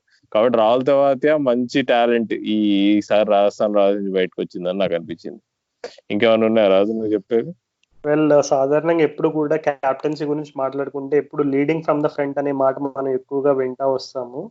సో ఒక విధంగా చూసుకుంటే మొన్న స్టీవ్ స్మిత్ ఓపెనింగ్ వచ్చాడు, నాకు కొంచెం ఆశ్చర్యంగా అనిపించింది స్టీవ్ స్మిత్ ఏంటి ఓపెనింగ్ ఏంటని. కానీ అతను ఎందుకు ఓపెనింగ్ స్టార్ట్ లో వచ్చాడు అనేది అతను ప్రూవ్ చేశాడు. ఎందుకంటే అతను పెద్దగా డాషింగ్ ఇన్నింగ్స్ ఏం ఆడలేదు, ఏంటంటే టైమ్లీ బౌండరీస్ అనమాట. అంటే ఎలాంటి బౌలర్స్ ని టార్గెట్ చేయాలి, లూజ్ బాల్స్ ఉన్నప్పుడు బౌండరీ కొట్టాలి, ఒక రకంగా సింపుల్ అండ్ స్ట్రైట్ ఫార్వర్డ్ స్ట్రాటజీతో వచ్చాడు. సో ఒక విధంగా స్టీవ్ స్మిత్ ప్రెజెన్స్ కూడా ఆ రోజు ఆర్ఆర్ అట్లాంటి భారీ స్కోర్ పోస్ట్ చేయడానికి బాగా హెల్ప్ అయిందని చెప్పుకోవాలి. ఎందుకంటే నీకు అటుపక్క స్టీవ్ స్మిత్ లాంటి ప్లేయర్ ఉన్నప్పుడు నీకు చాలా ధైర్యం వస్తుంది, ఎందుకంటే ఆ స్టీవ్ స్మిత్ ఉన్నాడుగా చూసుకుంటాడులే నేను కొట్టేస్తాను అనేటువంటి కాన్ఫిడెన్స్ వస్తుంది. అందులో ముఖ్యంగా సంజు శాంసన్ లాంటి ప్లేయర్స్, ఇన్స్టింక్టివ్ ప్లేయర్స్ కి ఇంకా కాన్ఫిడెన్స్ పెరుగుతుంది స్టీవ్ స్మిత్ ఆపోజిట్ లో ఉంటే. ఎందుకంటే స్టీవ్ స్మిత్ గురించి కొత్తగా చెప్పనవసరం లేదు, ఈజ్ పర్హాప్స్ ప్రపంచంలో ఇప్పుడున్న బెస్ట్ బ్యాట్స్మెన్ లిస్ట్ తీసుకుంటే టాప్ 3లో ఉంటాడు స్టీవ్ స్మిత్ ఎప్పుడు. సో స్టీవ్ స్మిత్ లాంటి ప్లేయర్ అతను క్యాప్టెన్సీ రోల్ ని అంతా అంటే ఆల్రెడీ క్యాప్టెన్సీ చేశాడు, బట్ ఏంటంటే he's not afraid of experimenting అని ప్రూవ్ కూడా చేశాడు. అతను ఓపెనింగ్ పొజిషన్ లో వచ్చి ఆల్మోస్ట్ టీమ్ కి ఆ మొమెంటం వచ్చే స్టేజ్ వరకు ఉండి, అండ్ బౌలింగ్ కూడా కొంచెం అతనుకున్న లిమిటెడ్ బౌలింగ్ సెటప్ లో బాగానే యూజ్ చేశాడు. సో ఆర్ఆర్ ఒక విధంగా చెప్పాలంటే ఇంకా జాస్ బట్లర్ రాకతోటి ఆర్ఆర్ టీం ఇంకా పటిష్టంగా కనబడుతుంది. అండ్ ఇంకా బిగ్గెస్ట్ పాజిటివ్ చెప్పుకోవాలంటే రాజస్థాన్ రాయల్స్ కి షేన్ వార్న్ ఆల్రెడీ యుఏఈలో ఉన్నాడు, ప్రజెంట్ క్వారంటైన్ చేస్తున్నాడు. సో షేన్ వార్న్ ఒకసారి సెటప్ తో జాయిన్ అయితే ఆర్ఆర్ ని ఆపడం ఎవరి తరం కాదు. ఎందుకు ఇంత పెద్ద స్టేట్మెంట్ అంటే నేను షేన్ వార్న్ కి చాలా పెద్ద ఫ్యాన్ ని, అండ్ షేన్ వార్న్ ఎప్పుడు కూడా వీళ్ళేం చేస్తారులే అనేటువంటి టీమ్స్ తోనే మిరకిల్స్ చేశాడు హిస్టారికల్ గా చాలా టీమ్స్ తోటి. సో ఆల్రెడీ ఆర్ఆర్ వాళ్ళు ఒక మంచి పవర్ ప్యాక్ట్ పర్ఫార్మెన్స్ స్టార్ట్ అయ్యారు, అండ్ టీం కూడా ఎప్పుడు అట్లాంటి పవర్ ప్యాక్ట్ పర్ఫార్మెన్స్ స్టార్ట్ అయితే కాన్ఫిడెన్స్ లెవెల్స్ అనేవి చాలా బాగుంటాయి. అండ్ జాస్ బట్లర్ టీంలోకి ఇప్పుడు యాడ్ అవుతున్నాడు, జోఫ్రా ఆర్చర్ ఉన్నాడు, అండ్ టామ్ కరణ్ లాంటి ప్లేయర్ ఉన్నాడు, అండ్ స్టీవ్ స్మిత్ ఉన్నాడు, అండ్ యశస్వి జైస్వాల్ లాంటి మంచి టాలెంటెడ్ కిడ్ ఉన్నాడు టాప్ ఆర్డర్ లో. అండ్ నువ్వు అన్నట్టుగా రాహుల్ తెవాటియా ఒక సర్ప్రైజ్ నేమ్ అయినా, అంటే సాధారణంగా లాస్ట్ 2-3 సీజన్స్ లో స్పిన్ అంటే ఆర్ఆర్ అంటే ఎస్పెషల్లీ మెయిన్ గా అంటే శ్రేయస్ గోపాల్ కొంచెం కీ రోల్ ప్లే చేశాడు. కానీ ఎప్పుడైతే లాస్ట్ ఇయర్ శివం దూబే అనుకుంటా కొంచెం శ్రేయస్ గోపాల్ ని టార్గెట్ చేసేసరికి అతను బౌలింగ్ కొంచెం స్లైట్లీ అంటే అంతకుముందు ఎక్కువ అటాకింగ్ లెన్స్ అయితే వేసేవాడు. కానీ ఎప్పుడైతే శివం దూబే అతన్ని టార్గెట్ చేశాడో అప్పటి నుంచి కొంచెం అతని బౌలింగ్ ఎందుకో నాకు లైట్ గా డిఫెన్సివ్ గా వేస్తున్నాడు అని అనిపిస్తుంది. But Shreyas Gopal is a class player. So అతను ఖచ్చితంగా ఏదో గేమ్ లో అతని పూర్వ వైభవాన్ని మళ్ళా తిరిగి చూసే అవకాశం అయితే ఖచ్చితంగా ఉంది. సో ఇప్పటి వరకు వాళ్ళు ఆడిన ఒకే ఒక గేమ్ కాబట్టి ఆర్ఆర్ అయితే పర్ఫెక్ట్ షేప్ లో ఉన్నట్టు అనిపిస్తుంది. అండ్ ఇంకా Shane Warne and Jos Buttler రాకతో టీం మరింత పటిష్టంగా కనబడుతుంది. సో ఇప్పుడు టోర్నమెంట్ స్టార్ట్ అయ్యి 1 వీక్ అయింది కాబట్టి ప్లే ఆఫ్స్ లో ఖచ్చితంగా ఏదైనా ఒక టీం ఉంటది అని చెప్పగలవా అని నన్ను ఎవరైనా అడిగితే నేనైతే ఫస్ట్ చెప్పే టీం పేరు రాజస్థాన్ రాయల్స్. సో ఏమంటావు రాహుల్? నువ్వు చెప్పిన పాయింట్స్ అన్ని కరెక్టే. షేన్ వాన్ పాయింట్ కూడా చాలా కీలకం. అది కాకపోతే ఎంతైనా నీకు సరే ఒక మ్యాచ్ తో మనం అంత గట్టి స్టేట్మెంట్ ఇవ్వలేకపోయినా గానీ ఇప్పుడు చూసుకో అంటే మనం ఎంత కాదన్నా ఇవ్వాల్సి వస్తుంది. ఇప్పుడు బెన్ స్టోక్స్ లాంటి వాళ్ళ షూర్ షాట్ ప్లేయరే వాళ్ళు ఆడకుండానే ఇట్లా ఆడగలుగుతున్నారు. తను కూడా వచ్చే ఛాన్సెస్ ఉన్నాయి మిడ్ సీజన్ టైంకి చూస్తుంటే రిపోర్ట్స్ బట్టి. కాబట్టి ఆర్ఆర్ ఆపడం కష్టమే నాకు తెలిసి ఏ టీంకైనా ఎవడెంత బాగా ఆడినా గానీ. ఒకే ఒక నెగిటివ్ నాకు కనిపించింది ఆర్ఆర్ లో అంటే నాకు జరిగిన ఒక్క మ్యాచ్ లో పాపం రాబిన్ తప్ప మళ్ళీ నిరాశపరిచాడు అసలు తను. మరి అంటే నాకు చాలా బాధగా అనిపించింది అది కూడా చూసి. మన అంత టీం అంతా బాగా ఆడింది, తను ఒక్కడే నీకు స్లోగా ఆడి బాల్స్ వేస్ట్ చేశాడు. ఎంత బాల్స్ ఎంత వేస్ట్ అయినాయంటే సడన్ గా ఇన్నింగ్స్ డీరేల్ అయిపోయింది. మొమెంటం కోల్పోయి వాళ్ళు అసలు 200 కొడతా లేదో డౌట్ అనిపించింది. అదృష్టం కొద్ది ఆర్చర్ వేసి కొట్టాడు అనుకో. కాకపోతే రాబిన్ తప్ప స్టిల్ క్వశ్చన్ మార్క్. మరి వాళ్ళు ఏం చేస్తారు అనేది చూడాలి. తప్ప వాళ్ళని ఎవరైనా ఆపగలరా అంటే ఎవరు ఆపలేరనే చెప్పుకోవాలి ఒక రకంగా చూస్తే. ఓన్లీ వాళ్ళకి సొంతంగానే కొంచెం ప్లాన్స్ అటు ఇటు అయి వాళ్ళు స్క్రూప్ చేసుకుంటే తప్ప వాళ్ళ ప్లే ఆఫ్స్ కి మాత్రం వెళ్ళే ఛాన్సెస్ గట్టిగా ఉన్నాయి. సో ఇంకా మీ అసెస్మెంట్స్ మీరు వేసుకోండి ఆర్ఆర్ ఏ విధంగా ఉండబోతుందో ఈ season. And moving on next team CSK. So Rahul, CSK గురించి చాలా నోట్సే ఉన్నాయి నీ దగ్గర, ఎందుకంటే ఎస్పెషలీ ధోని పర్ఫార్మెన్స్ గురించి చెప్పడానికి నువ్వు చాలా పాయింటర్స్ అయితే నీ దగ్గర ఉన్నట్టుగా గమనించాను నేను. సో అవన్నీ కూడా షేర్ చేసుకుంటావు మరి మాతో? నా ఒక్కడికే కాదు రాజు, ఇది దేశం అంతా నీకు సిఎస్కే ఫ్యాన్స్ అంతా నీకు ప్రతి ఒక్క మనిషి అదే మాట్లాడుతాడు. ధోని పొజిషన్ ఏంటి అసలు, ఎందుకని ఆడుతున్నాడు, కిందకి ఎందుకు వస్తున్నాడు అని చెప్పి. ఫస్ట్ మ్యాచ్ లో కూడా నీకు తను రాకుండా వీళ్ళకి సామ్ కరణ్ పంపించాడు, ఓకే దానిలో అర్థం ఉంది. కానీ సెకండ్ మ్యాచ్ లో 200 చేజ్ చేస్తూ నీకు అట్లా అలా నీకు ముందు రాకుండా వరల్డ్ కప్ ఫైనల్ లో వచ్చినట్టు రాకుండా మరి వెనక్కి ఎందుకు వచ్చాడని చాలా మంది అన్నారు. తనేమో వచ్చేసి నాకు ప్రాక్టీస్ కావాలి అందుకే నేను లేట్ వచ్చాను, నాకు అలవాటు లేదు కదా బౌలింగ్ ఆడడం అంటున్నాడు. అంటే మరి తను సీరియస్ గా అంటున్నాడా మజాక్ చేస్తాడా అని అనిపిస్తుంది ఒక్కోసారి. మనం ఒకటి అర్థం చేసుకోవాలి, మనం ధోని నుంచి వచ్చి 6లు కొట్టేసి గెలిపిస్తాడనే ఎక్స్పెక్టేషన్ ఎస్పెషల్లీ ఫాస్ట్ బౌలింగ్ మీద నీకు 140 పైన వేసే వాళ్ళ పైన నాకు తెలిసి మనం తగ్గించుకోవాలి. ఎందుకంటే మనం 2018 నుంచి చూసినా 2018-2019 చాలా ధోని ఆడిన ఐపీఎల్ సీజన్స్ లో అవి చాలా బెస్ట్ ఇయర్స్ గా చెప్పుకోవచ్చు. ఈ 2 ఏళ్లలో కూడా రైట్ ఆర్మ్ ఫాస్ట్ బౌలర్స్ ఎవరైనా నీకు short of length, short of good length, short balls కానీ హార్డ్ లెంత్ అంటారు చూడు, ఆ లెంత్ వేస్తే పిచ్కి 3 అంతుల దూరంలో వేసే లెంత్, ఆ లెంత్ వేస్తే అసలు నీకు ధోని స్ట్రైక్ రేట్ 124 ఉంది. కాబట్టి నీకు ఇప్పుడు టీమ్స్ బాగా తెలివి మీరినాయి. అందరి టీంలలో 150+, 145, 150+, 150 టచ్ చేసే బౌలర్లు ప్రతి ఒక్క టీంకి ఉన్నారు, సన్ రైజర్స్ హైదరాబాద్ తప్ప, అది వేరే విషయం.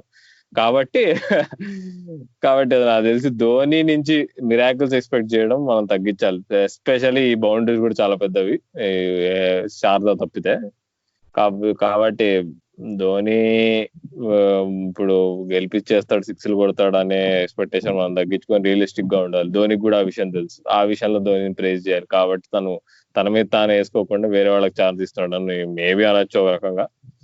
అసలు ధోని విషయం పక్కన పెడితే అసలు జడేజా పూర్ బౌలింగ్ మాత్రం అది మనం చెప్పుకోవాలి. దాని గురించి ఐపీఎల్ చరిత్రలో ఫస్ట్ టైం అంట ఒక స్పిన్నర్ 3 మ్యాచ్ల్లో లైన్ గా 40 కంటే ఎక్కువ రన్లు ఇచ్చాడు. అంటే ప్రతిసారి ఎవడైనా 40 కంటే ఎక్కువ రన్లు 2 మ్యాచ్లు ఇచ్చాడంటే మన టీంలో తీసేస్తాడు. అలాంటిది జడేజాని ఇంతగానో మోస్తున్నారంటే ధోని మీద ఉన్న నమ్మకం అని చెప్పుకోవాలి. ఇంకా ఇప్పటి నుంచో ఆడుతున్నాడు, 10 ఏళ్ళ నుంచి సిఎస్కే ఆడుతున్నాడు కాబట్టి నన్ను ఈజీగా డ్రాప్ చేయలేరు.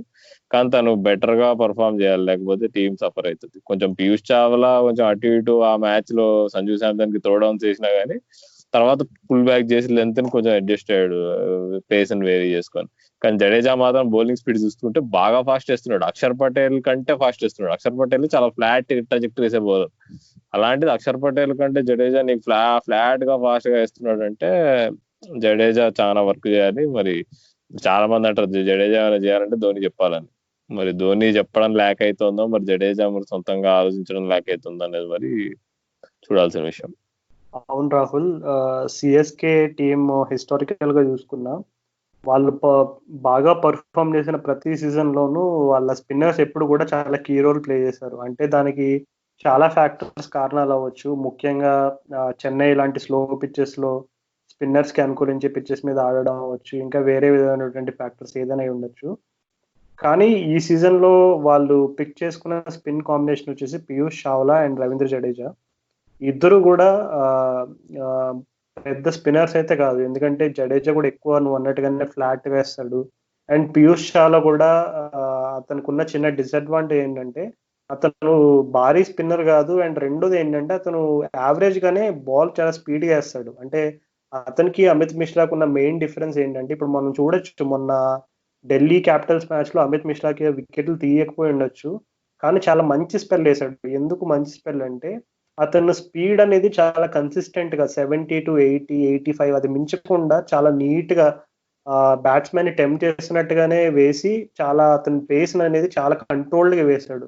సో దాన్నే కంట్రోల్డ్ స్పిన్ బౌలింగ్ అని కూడా చెప్తారు. కానీ పీయూష్ చావ్లాకి ఏంటంటే ఈ సీజన్ లో గమనించిన 2 మ్యాచ్ల్లోనూ అతను ఒక మ్యాచ్ లో 2 వికెట్లు, ఒక మ్యాచ్ లో 1 వికెట్ తీసి వికెట్ స్కోలర్ ఏంటి 3 వికెట్లు తీసాడు కదా అని అనొచ్చు.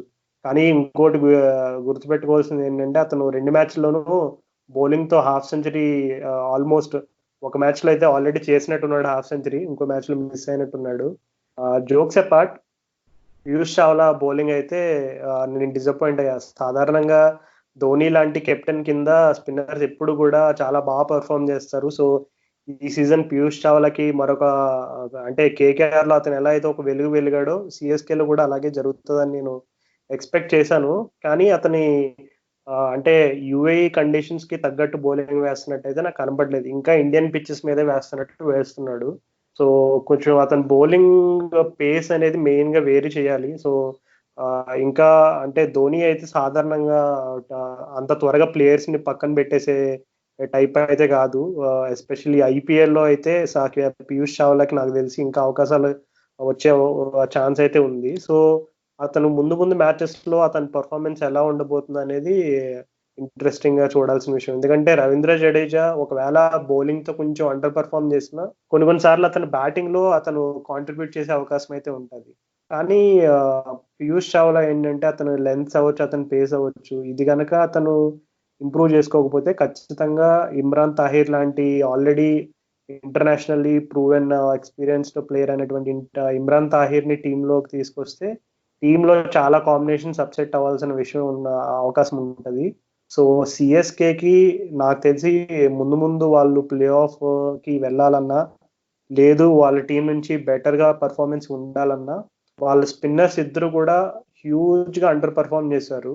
ఒక విధంగా చెప్పాలంటే అసలు ఉన్న అన్ని టీమ్స్ లో ఇప్పటి వరకు జరిగిన మ్యాచెస్ లో నాకు తెలిసి సిఎస్కే లీగ్ చేసిన అన్ని రన్స్ అయితే ఏ టీము లీగ్ చేయలేదు అనుకుంటా, especially spinners. So moving forward వాళ్ళ స్పిన్నర్స్ కనుక కొంచెం వాళ్ళ గేమ్ ని అప్ చేస్తే సిఎస్కే నుంచి ఇంకా బెటర్ పెర్ఫార్మెన్స్ చూడొచ్చు. స్పిన్నర్స్ కనుక ఇలాగే స్ట్రగుల్ అయితే కనుక సిఎస్కేకి నాకు తెలిసి చాలా టఫ్ సీజన్ అని అనుకుంటున్నా నేనైతే.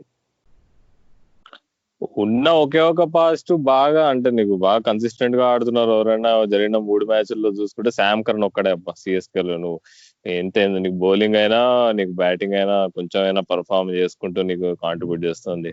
ఇక నువ్వు వచ్చేసి ఫాఫ్ అప్పుడు సెకండ్ మ్యాచ్ లో రాజస్థాన్ రాయల్స్ తో చేజ్ లో బాగా కొట్టినా గానీ బాగా ఆడినా గానీ ఢిల్లీ క్యాపిటల్స్ మ్యాచ్ లో మాత్రం అసలు అబ్బా అసలు నన్ను అవుట్ చేయండి అయ్యా అన్నట్టు ఆడాడు పాపం. కష్టపడి 35 రన్లు 37 రన్లు కొట్టాడు.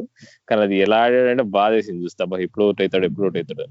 క్యాచ్లు డ్రాప్ లేనాయి నీకు, ఆల్మోస్ట్ ఎడ్జ్లు క్యాచ్లు క్యారీ కాకపోవడం, అది ఇదే చివరికి అమ్మాయి అవుట్ అయిపోయాడు అనుకున్నాం.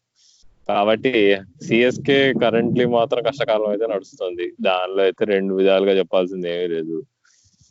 నాకు తెలిసి వాళ్ళు తాహిర్ను ఆడించాల్సి వస్తుంది, కానీ నువ్వు చెప్పినట్టు కాంబినేషన్ బ్యాడ్ అవుతుంది. ఇప్పుడు నువ్వు ఫాస్ట్ బౌలర్ జాష్ హేజల్వుడ్ ని డ్రాప్ చేయాల్సి వచ్చింది అనుకో, షార్దుల్ ఠాకూర్ ఆడాల్సి వస్తుంది. షార్దుల్ ఠాకూర్ ఆడితే ఏమైతుంది అనేది నేను ప్రత్యేకంగా చెప్పాల్సిన అవసరం లేదు, సిఎస్కే ఫ్యాన్స్ బాగా తెలుసు.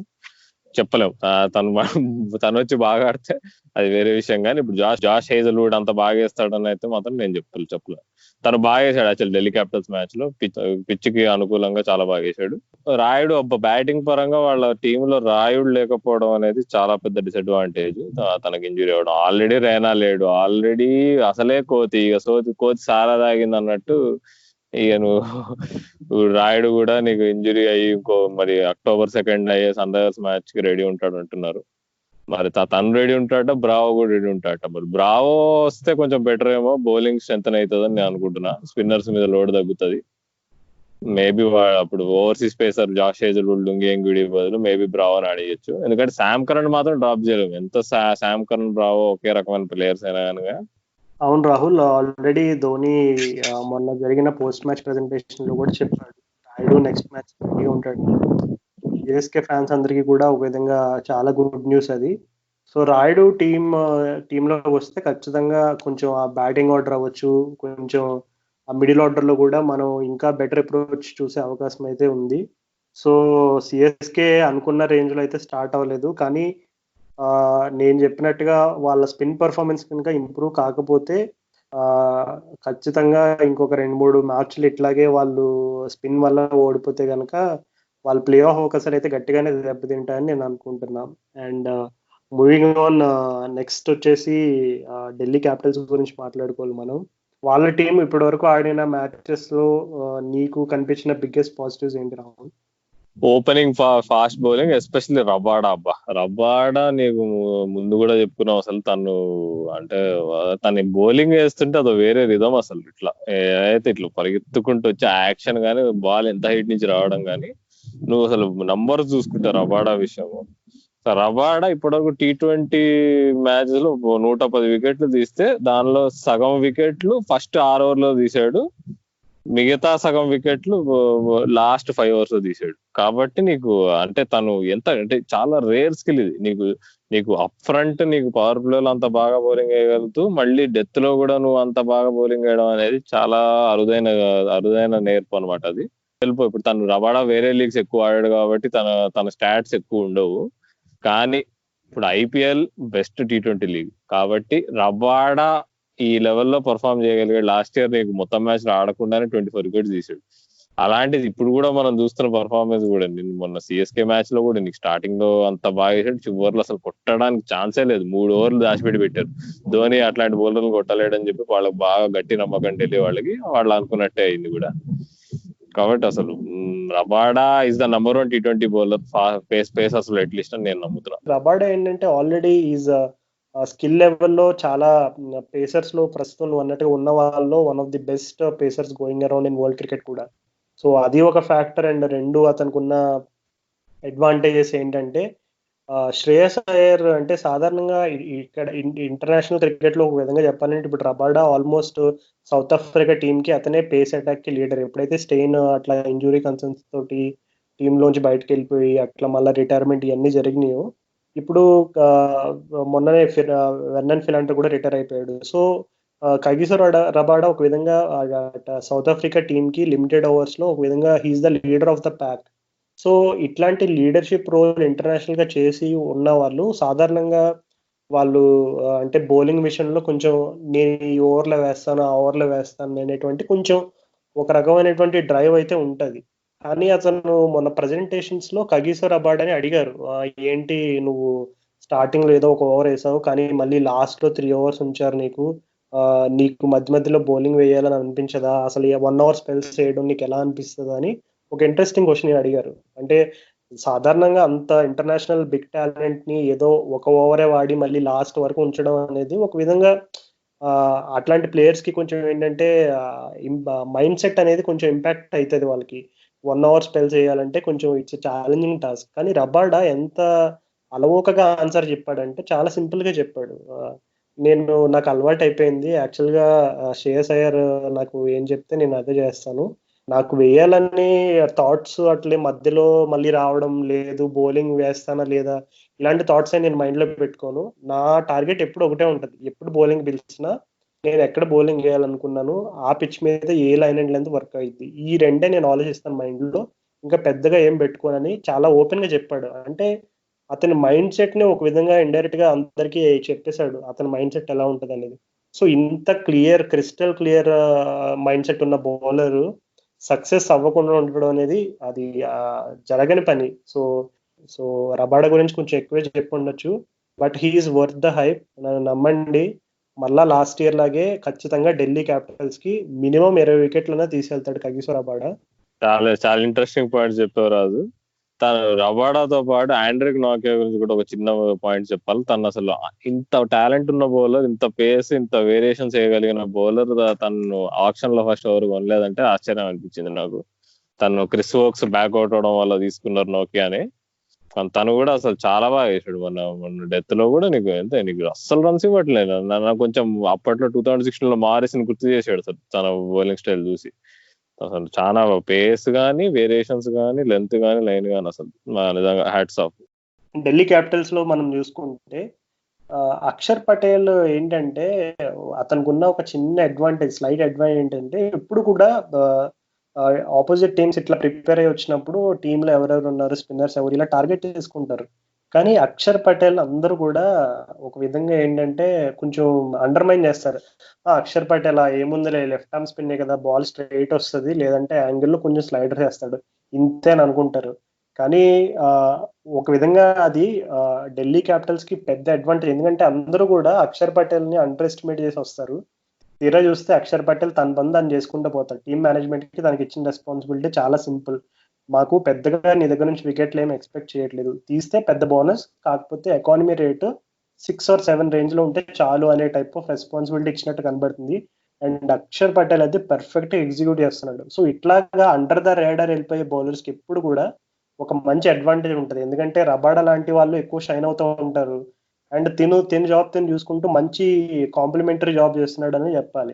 అండ్ ఇంకొక ఇంపార్టెంట్ విషయం ఏంటంటే అమిత్ మిశ్రా నువ్వు చెప్పావు ఐపీఎల్ లో one of the most under rated bowlers అని. సో అతను ఈ సీజన్ లో కూడా అతని పేస్ అండ్ అతని బౌలింగ్ వేరియేషన్స్ అవి మొన్న మ్యాచ్ లో చూస్తే నాకైతే హీ స్టిల్ గాట్ ఇట్ అనిపించింది. అతను ఖచ్చితంగా ఈ సీజన్ లో కూడా అతన్ని కంటిన్యూస్ గా అతన్ని టీంలో ఉంచితే కనుక డెఫినెట్లీ ఏదో ఒక సిచ్యువేషన్ లో అతని ఇంపాక్ట్ అయితే చూపించే అవకాశం అయితే ఖచ్చితంగా ఉంది. అండ్ ఢిల్లీ క్యాపిటల్స్ టీం గుర్తు తెచ్చుకోగానే అన్నిటికంటే ముఖ్యంగా మాట్లాడుకోవాల్సిన విషయం Shreyas Iyer captaincy.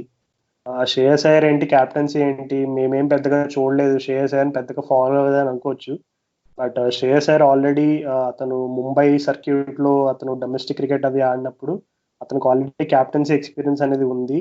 And Ricky Ponting లాంటి ఒక మాజీ అగ్రెసివ్ క్రికెటర్, ఆస్ట్రేలియన్ క్యాప్టెన్ అయినటువంటి రికీ పాంటింగ్ అనేది అతనికి కోచ్ గా ఉండడం నన్ను అడిగితే ఇది జస్ట్ ఢిల్లీ క్యాపిటల్స్ కనే కాదు, ఇండియన్ క్రికెట్ కాంటెక్స్ట్ లో కూడా చాలా పెద్ద విషయం. ఎందుకంటే ఇండియన్ క్రికెట్ కాంటెక్స్ట్ లో ఫ్యూచర్ లో క్యాప్టెన్సీ అయ్యే అవకాశాలు శ్రేయస్ అయ్యర్కి అయితే ఖచ్చితంగా ఉన్నాయి.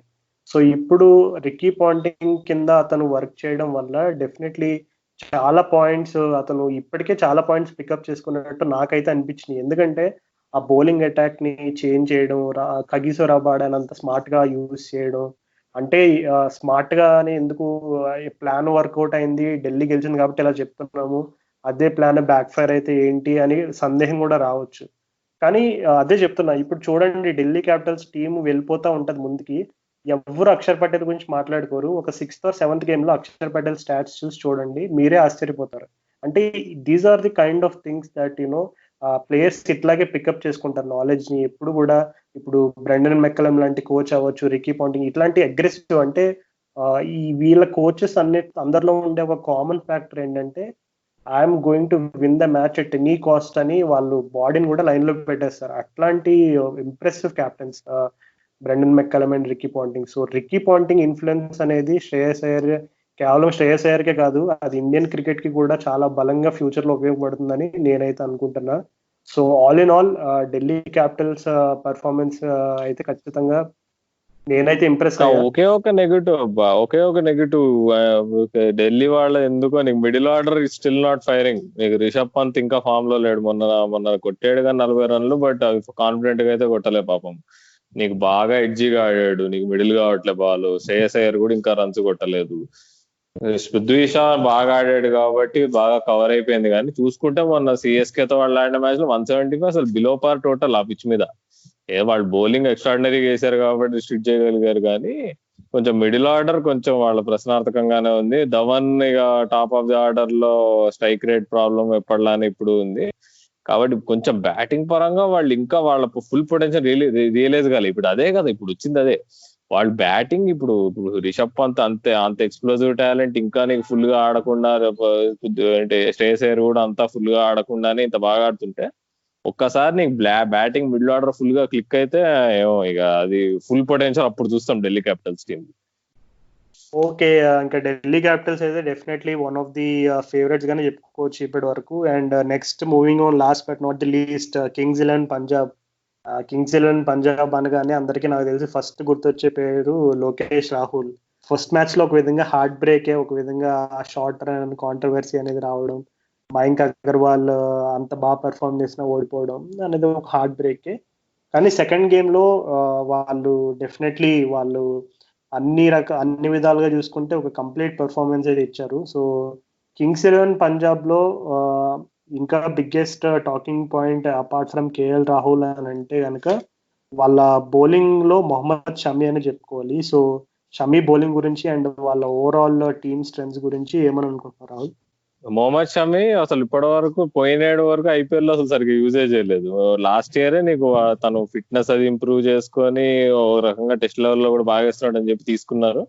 తను వికెట్ టేకింగ్ ఎబిలిటీని లాస్ట్ ఇయర్ కంటే కానీ ఈ ఇయర్ మాత్రం అయితే అద్భుతంగా వాడుతున్నారు కింగ్స్ 11 వాళ్ళు వాళ్ళ ప్లాన్స్ లో. ఒకటి గమనించారు, డెత్ లో షమి కొంచెం వేయగలుగుతాడు యార్కర్స్, కానీ యాక్యురసీ అంత ఉంటుందని వాళ్ళు గమనించి డెత్ లో ఒక్క ఓవర్ కంటే ఎక్కువైతే వేయనియట్లేదు. మాక్సిమం ఫస్ట్ 10 ఓవర్లలోనే 3 ఓవర్లు మినిమం వేయించేస్తున్నారు. అది చాలా మంచి స్ట్రాటజీ వాళ్ళు వాడుతున్నది. షెల్డన్ కాటరల్ కూడా వాళ్ళ లెఫ్ట్ ఆర్మ్ యాంగిల్ నిజంగా స్వింగ్ గానీ అది చాలా బాగా చేస్తున్నాడు. తను ఉత్త స్వింగే కాదు, తను కూడా నీకు మిడ్ పిచ్ చేసి నీకు బాల్ లేపుతున్నాడు బౌన్స్. కాబట్టి ఇద్దరు ఓపెనింగ్ స్టార్ట్ మంచిగా అయ్యి తర్వాత మనం అనుకున్నట్టే అందరు ఎక్స్పెక్ట్ చేసినట్టే రవి బిష్నాయ్ మాత్రం ఎవరు అంత మంచిగా ఆడుతున్నట్టు అనిపించట్లేదు. తను అంటే అంత ఈజీ కూడా కాదు, అంటే తను మిస్టరీ అని కాదు, మిస్టరీ స్పిన్నర్ కాదు రవి బిష్నాయ్, సింపుల్ స్పిన్నర్. కానీ తను వేసే లెన్స్, తను వేసే పేస్ వేరియేషన్స్ చాలా చాలా మస్తు వేస్తున్నాడు. తను గూగుల్ ని పిక్ చేయట్లేదు ఇంకా, అది ఒకటి అబ్జర్వ్ చేశాను. కాబట్టి రవి బిష్నాయ్ ని డీకోడ్ చేయడానికి కొంచెం టైమే పడుతుంది వాళ్ళకి, ఎంత మిస్టరీ లేకపోయినా కానీ. కాబట్టి సెకండ్ స్పిన్నర్ వచ్చేసి వాళ్ళకి మురుగన్ అశ్విన్ ఆడాడు మొన్న. మురుగన్ అశ్విన్ మనం చాలా అంటే నువ్వు చెప్పినట్టు కొంతమంది ప్లేయర్స్ అండర్ ది రేడార్ ఉంటారని, మురుగన్ అశ్విన్ అట్లాంటి ప్లేయర్ అని చెప్పుకోవచ్చు. ప్రతిసారి ఐపీఎల్ లో ప్రతి మ్యాచ్ ఆడాడు, కానీ ఆడిన ప్రతి మ్యాచ్ మినిమం ఎంతో కొంత మినిమం సాటిస్ఫాక్టరీ కంటే బెటర్ పర్ఫార్మెన్స్ అయితే చూస్తాం మనము మురుగన్ అశ్విన్ నుంచి. అలానే మన మ్యాచ్ లో కూడా తను అసలు స్టైఫుల్ చేసి పడేశారు మధ్యలో రవి బిష్నాయ్ ఇంకా మురుగన్ అశ్విన్. అసలు కంప్లీట్ గా అన్ని డిపార్ట్మెంట్స్ లో బాగా ఆడే టీం ఎవరు ఉందంటే కరెంట్ గా నాకు ఎందుకో కింగ్స్ లోనే అనిపిస్తుంది. వాళ్ళు ఏదో ఆ మ్యాచ్ సూపర్ ఓవర్ లో ఓడిపోయారు కానీ అది కూడా వాళ్ళు గెలవాల్సిన మ్యాచ్ ఒక రకంగా చూస్తే. ఓకే రాహుల్, మనం చూసాము నీలాగే మరొక రాహుల్ కింగ్స్ 11 పంజాబ్ లో ఒక మెరుపు మెరిశాడు. కానీ కేఎల్ రాహుల్ అంటే ఓపెనింగ్ పార్ట్నర్ అయిన మయాంక్ అగర్వాల్ ఈ రోజు షార్జాలో మ్యాచ్ జరగబోతుంది. సో షార్జాలో మనం ఇప్పటికే ట్రెండ్ చూసాం ఎలా ఉంది, అక్కడ పిచ్ ఏంటి అంటే అక్కడ సాధారణంగా చిన్న బౌండరీస్ అంటే బౌండరీస్ డిస్టెన్స్ ఇవన్నీ కూడా కొంచెం తక్కువ కాబట్టి హై స్కోర్స్ ఎక్స్పెక్ట్ చేస్తున్నారు అందరూ. సో ఇట్లాంటి కండిషన్స్ లో క్రిస్ గేల్ లాంటి ప్లేయర్ ని వాడటం ఒక పెద్ద అడ్వాంటేజ్ అవుతుంది. సో ఆల్రెడీ విన్నింగ్ కాంబినేషన్ ని మార్చి క్రిస్ గేల్ ని టీమ్ లోకి తీసుకొచ్చే అవకాశం ఉంటుందని అనుకుంటున్నావా? క్రిస్ గేల్ నువ్వు అన్నట్టు ఆడితే షార్జాలోనే ఆడాలి, నేను ప్రివ్యూలో కూడా చెప్పా మాట. మరి వాళ్ళు ఆడిస్తారా లేదా అనేది ఇంకా నాకు చిన్న డౌట్ ఉంది ఇప్పుడు. ఎందుకంటే ఇప్పుడు చూసుకుంటే మ్యాక్స్వెల్ ఇంకా పూరన్ ఉన్నారు మిడిల్ ఆర్డర్ లో, ఎవరైతే చాయిసెస్ ఇప్పుడు ఎవరినైతే గేల్స్ రిప్లేస్ చేయడానికి. కానీ వాళ్ళిద్దరు కూడా ఎందుకో షార్జాలో క్లిక్ అయ్యే ఛాన్సెస్ ఎక్కువనే ఉన్నాయి. వాళ్ళు పాపం ఇప్పుడు ఫస్ట్ 2 మ్యాచ్ లో వాళ్ళు ఫామ్ తెచ్చుకోలేకపోయారు. కాబట్టి ఇప్పుడు కింగ్స్ 11 మేనేజ్మెంట్ ముందు పెద్ద పెద్ద క్వశ్చన్ మార్క్ ఇప్పుడు ఇది. ఇప్పుడు ఈ ఇద్దరు ప్లేయర్లకి ఫామ్ తెచ్చుకోవడానికి ఇంకో ఛాన్స్ ఇద్దామా, లేకపోతే మరి గేల్ ని మనం అనుకున్నట్టు ముందుగా ప్లాన్ ఒకవేళ వేసుకుని ఉంటే ఓపెనింగ్ తీసుకొచ్చి 100 కొట్టించేద్దామా గేల్ చేత. ఎందుకంటే గేల్ ఒక్కసారి కొట్టడం టైం గురించి స్టార్ట్ చేసినట్టు షార్జా లాంటి గ్రౌండ్ లో పక్కా ఆడాడు కొడతాడు. కాబట్టి మరి ఈ ఏ చాయిస్ చేస్తారనేది ఇంట్రెస్టింగ్ విషయం. మరి అది నేను సాయంత్రం కోసం వెయిట్ చేస్తున్నాను, వాళ్ళు ఏం డిసైడ్ చేస్తారని. కానీ ఓకే రాహుల్, పర్సనల్ గా నేనైతే నికోలస్ పూరాన్ని పక్కన పెట్టి క్రిస్ గేల్ కి అవకాశం ఇస్తాను. ఎందుకంటే మ్యాక్స్వెల్ కూడా క్రిస్ గేల్ ఎలాంటి ఇంపాక్ట్ క్రియేట్ చేయగలిగాడో టాప్ లో, అతను మ్యాక్స్వెల్ డెత్ ఓవర్స్ లో సేమ్ ఇంపాక్ట్ క్రియేట్ చేయగలిగిన ప్లేయర్. అండ్ మ్యాక్స్వెల్ కు ఉన్న ఒక చిన్న అడ్వాంటేజ్ ఏంటంటే మొన్ననే అతను ఇంగ్లాండ్ సిరీస్ లో ఒక సెంచరీ కూడా చేశాడు. సో ఆ సెంచరీ చేసిన గ్రౌండ్ కూడా కొంచెం ఒక విధంగా షార్ట్ బౌండరీస్ ఎక్కడ కూడా స్క్వేర్. అండ్ మ్యాక్స్వెల్ ఆ మ్యాచ్ లో పర్టికులర్ గా అదిల్ రషీద్ ని టార్గెట్ చేసి మరీ కొట్టాడు. సో ఒక విధంగా కాన్ఫిడెన్స్ విషయంలో చూసుకుంటే మ్యాక్స్వెల్ అయితే హైలోనే ఉంటది ఇప్పుడు. సో నన్ను అడిగితే నికోలస్ పూరాన్ని పక్కన పెట్టి క్రిస్ గేల్ లో ఈ మ్యాచ్ కి అవకాశం ఇస్తాను. నేను గనక కింగ్స్ 11 కోచ్ అయి ఉంటే ఖచ్చితంగా అదే చేసేవాడిని. ఎనీవేస్, చూసుకుంటే మనం ఫస్ట్ వీక్ అప్పుడే ఇలా కన్ను ఇలా రెప్ప మూసి ఇలా తెరవగానే అయిపోయినట్టు అనిపించింది. సో ఈ ఫస్ట్ వీక్ ఎండింగ్ లో టాప్ 4 లో ప్లే ఆఫ్స్ కి వెళ్ళే అవకాశాలు ఏ 4 టీంలు ఉంటాయని నువ్వు అనుకుంటున్నావు? ఓకే, ఈ ఫస్ట్ 1 వీక్ చూసిన పర్ఫార్మెన్స్ బట్టి బెస్ట్ 4 టీమ్స్ ఎవరున్నారు అంటే Kings 11, Rajasthan Royals, Delhi Capitals, ఇంకా 4వ టీం వచ్చేసి కేకేఆర్ లేకపోతే ముంబై ఇండియన్స్. రెండిట్లో ఒకటి. నేను కూడా అదే టీమ్స్ అనుకుంటున్నా రాహుల్. నాకు తెలిసి ప్లే ఆఫ్స్ కి Delhi Capitals and Rajasthan Royals అయితే ఖచ్చితంగా వెళ్ళే అవకాశం ఉంది. కానీ ఇది చేంజ్ అయిపోవచ్చు, చెప్పలేము. సిఎస్కే వాళ్ళు మళ్ళీ బాగా ఆడొచ్చు, ఆర్సీబీ వాళ్ళు అనుకున్నట్టే స్టార్టింగ్ లో ఫ్యాన్స్ అనుకున్నట్టు, పండిట్స్ అనుకున్నట్టు వాళ్ళు మంచిగా ఆడి కంటెంట్స్ లోకి రావచ్చు. ఏదైనా జరగచ్చు, చూద్దాం. So that's a wrap. అయితే మనం ఈ పోయిన వారంలో ముఖ్యమైన సంఘటన ఒకటి జరిగింది, చాలా బాధాకరమైనది. ఒకటి కాదు, 2 అయినాయి. ఇప్పుడున్న కాలం అలా నడుస్తుంది, అస్సలు మంచి రోజులు కావు. డీన్ జోన్స్ మనందరికీ బాగా సుపరిచితుడు, కామెంటరీ అయినా కానీ ప్లేయర్ గా అయినా కానీ. నాకు చిన్నప్పుడు నా పర్సనల్ మెమరీస్ అంటే డీన్ జోన్స్ ఫస్ట్ టైం నేను చూసిందంటే అసలు ప్లేయర్ గా నాకు తెలియదు ఎప్పుడు, ఎందుకంటే మనం చాలా చిన్నవాళ్ళం. కానీ తాను అప్పుడు ఇండియా ఆస్ట్రేలియా 2003-2004 సిరీస్ లో అప్పుడు ప్రొఫెసర్ డీనో అని చెప్పేసి మొత్తం అంతా గౌను అది వేసుకొని బ్లాక్ బోర్డ్ ముందు కూర్చొని ఏవో స్ట్రాటజీలు రాసేవాడు, స్టాటిస్టిక్స్ పెట్టి అది పెట్టి ఇది పెట్టి. ఒక రకంగా ఆలోచిస్తే అప్పుడు అసలు అప్పట్లో అసలు ఎవరు డేటా గానీ అనాలిసిస్ గానీ ఎవ్వరు చేసేవాళ్ళు కాదు. అలాంటి తను ఒక రకంగా అప్పటి నుంచే తనకు అట్లాంటి సిరీస్ ఉండేవి. అసలు అది చాలా అంటే ఇప్పుడు ఆలోచించుకుంటే చాలా గొప్పగా అనిపించింది ఆ విషయం. నాకు అట్లా గుర్తు అసలు డీన్ జోన్స్ అక్కడి నుంచి స్టార్ట్ అయ్యి తర్వాత కామెంటరీ చేశాడు, తర్వాత కోచ్ అయ్యాడు. నేను ఎప్పుడు అనుకునేవాడిని ఎప్పుడు ఐపీఎల్ టీమ్ కి ఎప్పుడు కోచ్ అవుతాడా అని. ఎందుకంటే పిఎస్ఎల్ లో కూడా చాలా ఇంట్రెస్టింగ్ ఉంటుంది తను కోచ్ చేస్తే ఇస్లామాబాద్ యునైటెడ్ టీం. అసలు టూ మచ్ ఏంటంటే పోయిన రోజు కామెంటరీ చేశాడు, నెక్స్ట్ డే సాయంత్రం మళ్ళీ కామెంటరీ కావాల్సిన అతను సడన్ గా హార్ట్ అటాక్ వచ్చి చచ్చిపోవడం మాత్రం చాలా బాధాకరమైన విషయం. నీకేమైనా ఫేవరెట్ మెమరీ ఉందా డీన్ జోన్స్ ది? డీన్ జోన్స్ ని నేను గుర్తెచ్చుకున్నప్పుడల్లా నాకు అతను ఫస్ట్ గుర్తొచ్చేది అయితే కామెంటరీనే. అతన్ని ప్లేయర్ గా నేను ఎప్పుడు అతని ఇన్నింగ్స్ చూడడం జస్ట్ చదివాను కొన్ని ఆర్టికల్స్, కానీ డీన్ జోన్స్ ఎస్పెషల్లీ నాకైతే బాగా గుర్తొచ్చే మెమరీ ఎప్పుడు అతని కామెంటరీయే. అతని కామెంటరీ బాగా గుర్తుంది చిన్నప్పుడు. అంటే ఈ షార్జాలో జరిగిన మ్యాచెస్ అవ్వచ్చు, చాలా చోట్ల అసలు ఎవరు ఇంత హైపర్ గా మాట్లాడే కామెంటేటర్ నాకు సరిగ్గా తెలిసేది కాదు. నాకైతే ఎప్పుడు అందరూ డీనో డీనో అని పిలిచి నేను కూడా అసలు డీన్ జోన్స్ అనగానే నేను కూడా డీనో అని పిలవగలిగేంత, అంటే నాకు డైరెక్ట్ ప్రత్యక్ష పరిచయం లేకపోయినా డీనో అని పిలవగలిగేటువంటి ఆ సఖ్యత నాకు ఈరోజు వస్తుంది అని అంటే కనుక ఖచ్చితంగా డీన్ జోన్స్ కామెంటరీ ద్వారా నాకున్న మెమరీసే. చాలా షాక్ అయ్యాను నేనైతే. అసలు ఫస్ట్ ఆఫ్ ఆల్ ఆ న్యూస్ నమ్మడానికే టైం పట్టింది. So it's a very sad day. అసలు తను కామెంటరీ గురించి కానీ ప్లేయర్ గా చాలా మంది మర్చిపోతారు. నిజంగా నువ్వు చెప్పినట్టు తను ఒక రకంగా రెవల్యూషనైజ్ చేశాడు వన్డే క్రికెట్ ని. అసలు ఇప్పుడు మనం చూస్తున్న టాక్టిక్స్ అని సగం డీన్ జోన్స్ కనిపెట్టినవి అని చాలా మంది అంటారు. తనకి ఆస్ట్రేలియన్ క్రికెట్ కి అసోసియేషన్ కి మంచి సంబంధం లేకపోవడం వల్ల తనకి క్రెడిట్ ఇవ్వడం తక్కువ. కానీ మనం చాలా ఇప్పుడు వైట్ బాల్ క్రికెట్ చూసే స్ట్రాటజీస్ ఆయన చాలా మంది నమ్ముతారు. ఓకే, అది డీన్ జోన్స్ సంగతి ఇలా ఉంటే ఇంకో విషయం, అసలు మొత్తం భారతదేశంలో అందరూ బాధపడే విషయం. ఇప్పుడు అందరూ, నేను ఇంకా బాధపడుతున్నా. అసలు ఒక డే దాటిపోయింది, 2 రోజులు అవుతుంది ఆల్మోస్ట్. ఎస్పీ బాలసుబ్రహ్మణ్యం పోవడం మాత్రం అసలు ఒక రకంగా బాగా, అసలు నేను ఎప్పుడు ఇంత పర్సనల్ గా ఫీల్ అవ్వాలి అనిపించింది నాకు.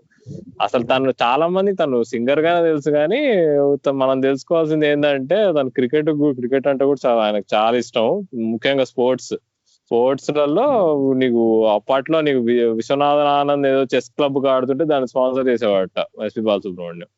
కాబట్టి తను స్పోర్ట్స్ మ్యాన్ ఎట్ హార్ట్. నీకు క్రికెట్ కూడా ఎప్పుడైనా చెన్నై బేస్డ్ ప్లేయర్స్ ఎప్పుడైనా బాగా ఆడితే ఆయన ఖచ్చితంగా వాళ్ళకి దినేష్ కార్తిక్ అయినా, నీకు విజయ్ శంకర్లు, వీళ్ళందరినీ బాగా ఎంకరేజ్ చేసేవాడట. నీకు ఎవరైనా పర్సనల్ కాంటాక్ట్ ఉంటే ఇమీడియట్ గా ఎవరైనా బాగా పర్ఫార్మ్ చేసి ఫోన్ చేసి కంగ్రాచులేట్ చేసేవాడట.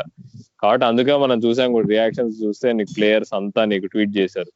అనిల్ కుంబ్లే నుంచి నీకు రవిచంద్రన్ అశ్విన్ వరకు అందరికి పర్సనల్ కాంటాక్ట్ ఉంది ఎస్పీ బాలసుబ్రహ్మణ్యంతో.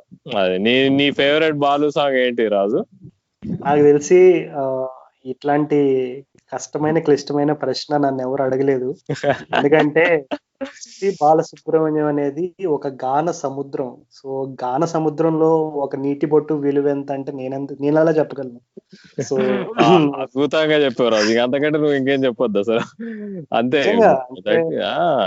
ఎందుకంటే ఎస్పీ బాలు అని నాకు బాగా ఇష్టం. అంటే లైక్ ఎస్పీ బాలు అనే పేరు నాకు బాగా మైండ్ లో ఉండిపోయింది, అది ఫిక్సేట్ అయిపోయింది. ఎందుకు అంటే కారణాలు కొన్ని ఉన్నాయి.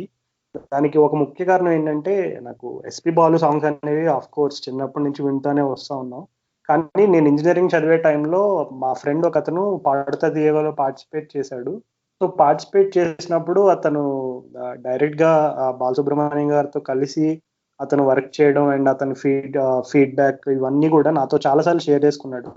సో షేర్ చేసుకున్నప్పుడు నాకైతే లిటరల్ గా అప్పటి వరకు తెలిసిన ఎస్పీ బాలు ఆ సింగర్ గా ఈ పాట ఆ పాట అని తెలుసు. బట్ ఎప్పుడైతే నాకు మా ఫ్రెండ్ అతని పర్సనల్ గా ఎలా ఎస్పీ బాలు గారితో అతని ప్రయాణం ఎలా ఉందో అదంతా షేర్ చేసుకున్నాడు, నాకు ఇంకా చాలా ఇంట్రెస్టింగ్ విషయాలు తెలిసినాయి. నువ్వు అన్నట్టుగానే ఎస్పీ బాలు గారికి క్రికెట్ అంటే చాలా అమితమైన అభిమానం అండ్ టెన్నిస్ కూడా బాగా ఫాలో అయ్యేవారు. అండ్ అతను ఒక విధంగా చెప్పాలంటే is a very sports man at heart, నువ్వు అన్నట్టుగానే. సో చాలా సందర్భాల్లో అతను రీసెంట్ గానే నేను ఒక షోలో అతను ఇంటర్వ్యూస్ అనేవి చూశాను. సో చూసినప్పుడు నాకు అనిపించిన విషయం ఏంటంటే, ఎస్పీ బాలు గారు అంటే ప్రపంచంలో అతని సాంగ్స్ కి ఏ విధమైనటువంటి ప్రాముఖ్యత ఉందనేది మనం కొత్తగా చెప్పనవసరం లేదు. కానీ అతని జర్నీ చూసుకుంటే అందరూ అనుకుంటారు ఎస్పీ బాలు అంటే ఒక లెజెండరీ సింగర్, అసలు ఒక శిఖరం పైన ఉండేటువంటి వ్యక్తి, ఆయనకేంటి అడ్డు ఆటంకాలను అనుకుంటారు చాలా మంది. కానీ అతని జర్నీలో, అంటే అంత లెజెండ్ అయి ఉండి కూడా అతని జర్నీలో చాలా రకమైనటువంటి ఒక విధంగా చెప్పాలంటే కష్టమైన సందర్భాలు చాలా ఫేస్ చేస్తారు ఆయన. కష్టమైన సందర్భాలంటే నేను మాట్లాడేది ఒక money financial point of view రకమైనటువంటి కష్టాలు కాదు. అంటే సాధారణంగా ఒక లెజెండ్ అని గుర్తింపు తెచ్చుకోవడం ఒక విషయం అయితే, ఆ లెజెండరీ అనే పేరుని కాపాడుకోవడం ఇంకొక ఎత్తు. సో ఒక విధంగా చెప్పాలంటే ఎస్పీ బాలు గారు ఆ రెండిట్లోనూ సక్సీడ్ అయ్యారు. కానీ ఆ సక్సీడ్ అయ్యే క్రమంలో అతను చాలా అవమానాలు, చాలా ఒక రకంగా ఇబ్బందికరమైన పరిస్థితుల్ని ఎదురీది అతను ఎందుకు అంత గొప్ప లెజెండరీ సింగర్ అయ్యారంటే, కేవలం అతని గానమే కాదు, అతను ఎలాంటి ప్లేస్ లో ఉన్నా అతను మనుషుల్ని మాట్లాడే పలకరించే విధానం కానీ, పాటల్ని అతను ప్రేమించిన విధానం కానీ, ఒక విధంగా చెప్పాలంటే పాట అనేది ఒక మనిషి అయితే ఆ పాటకు ఉండే గుండెకాయ ఎస్పీ బాలు గారు. సో నేను అంతకంటే చెప్పలేను. నాకు చిన్నప్పటి నుంచి పాటలన్నా మ్యూజిక్ కన్నా చాలా అభిమానం.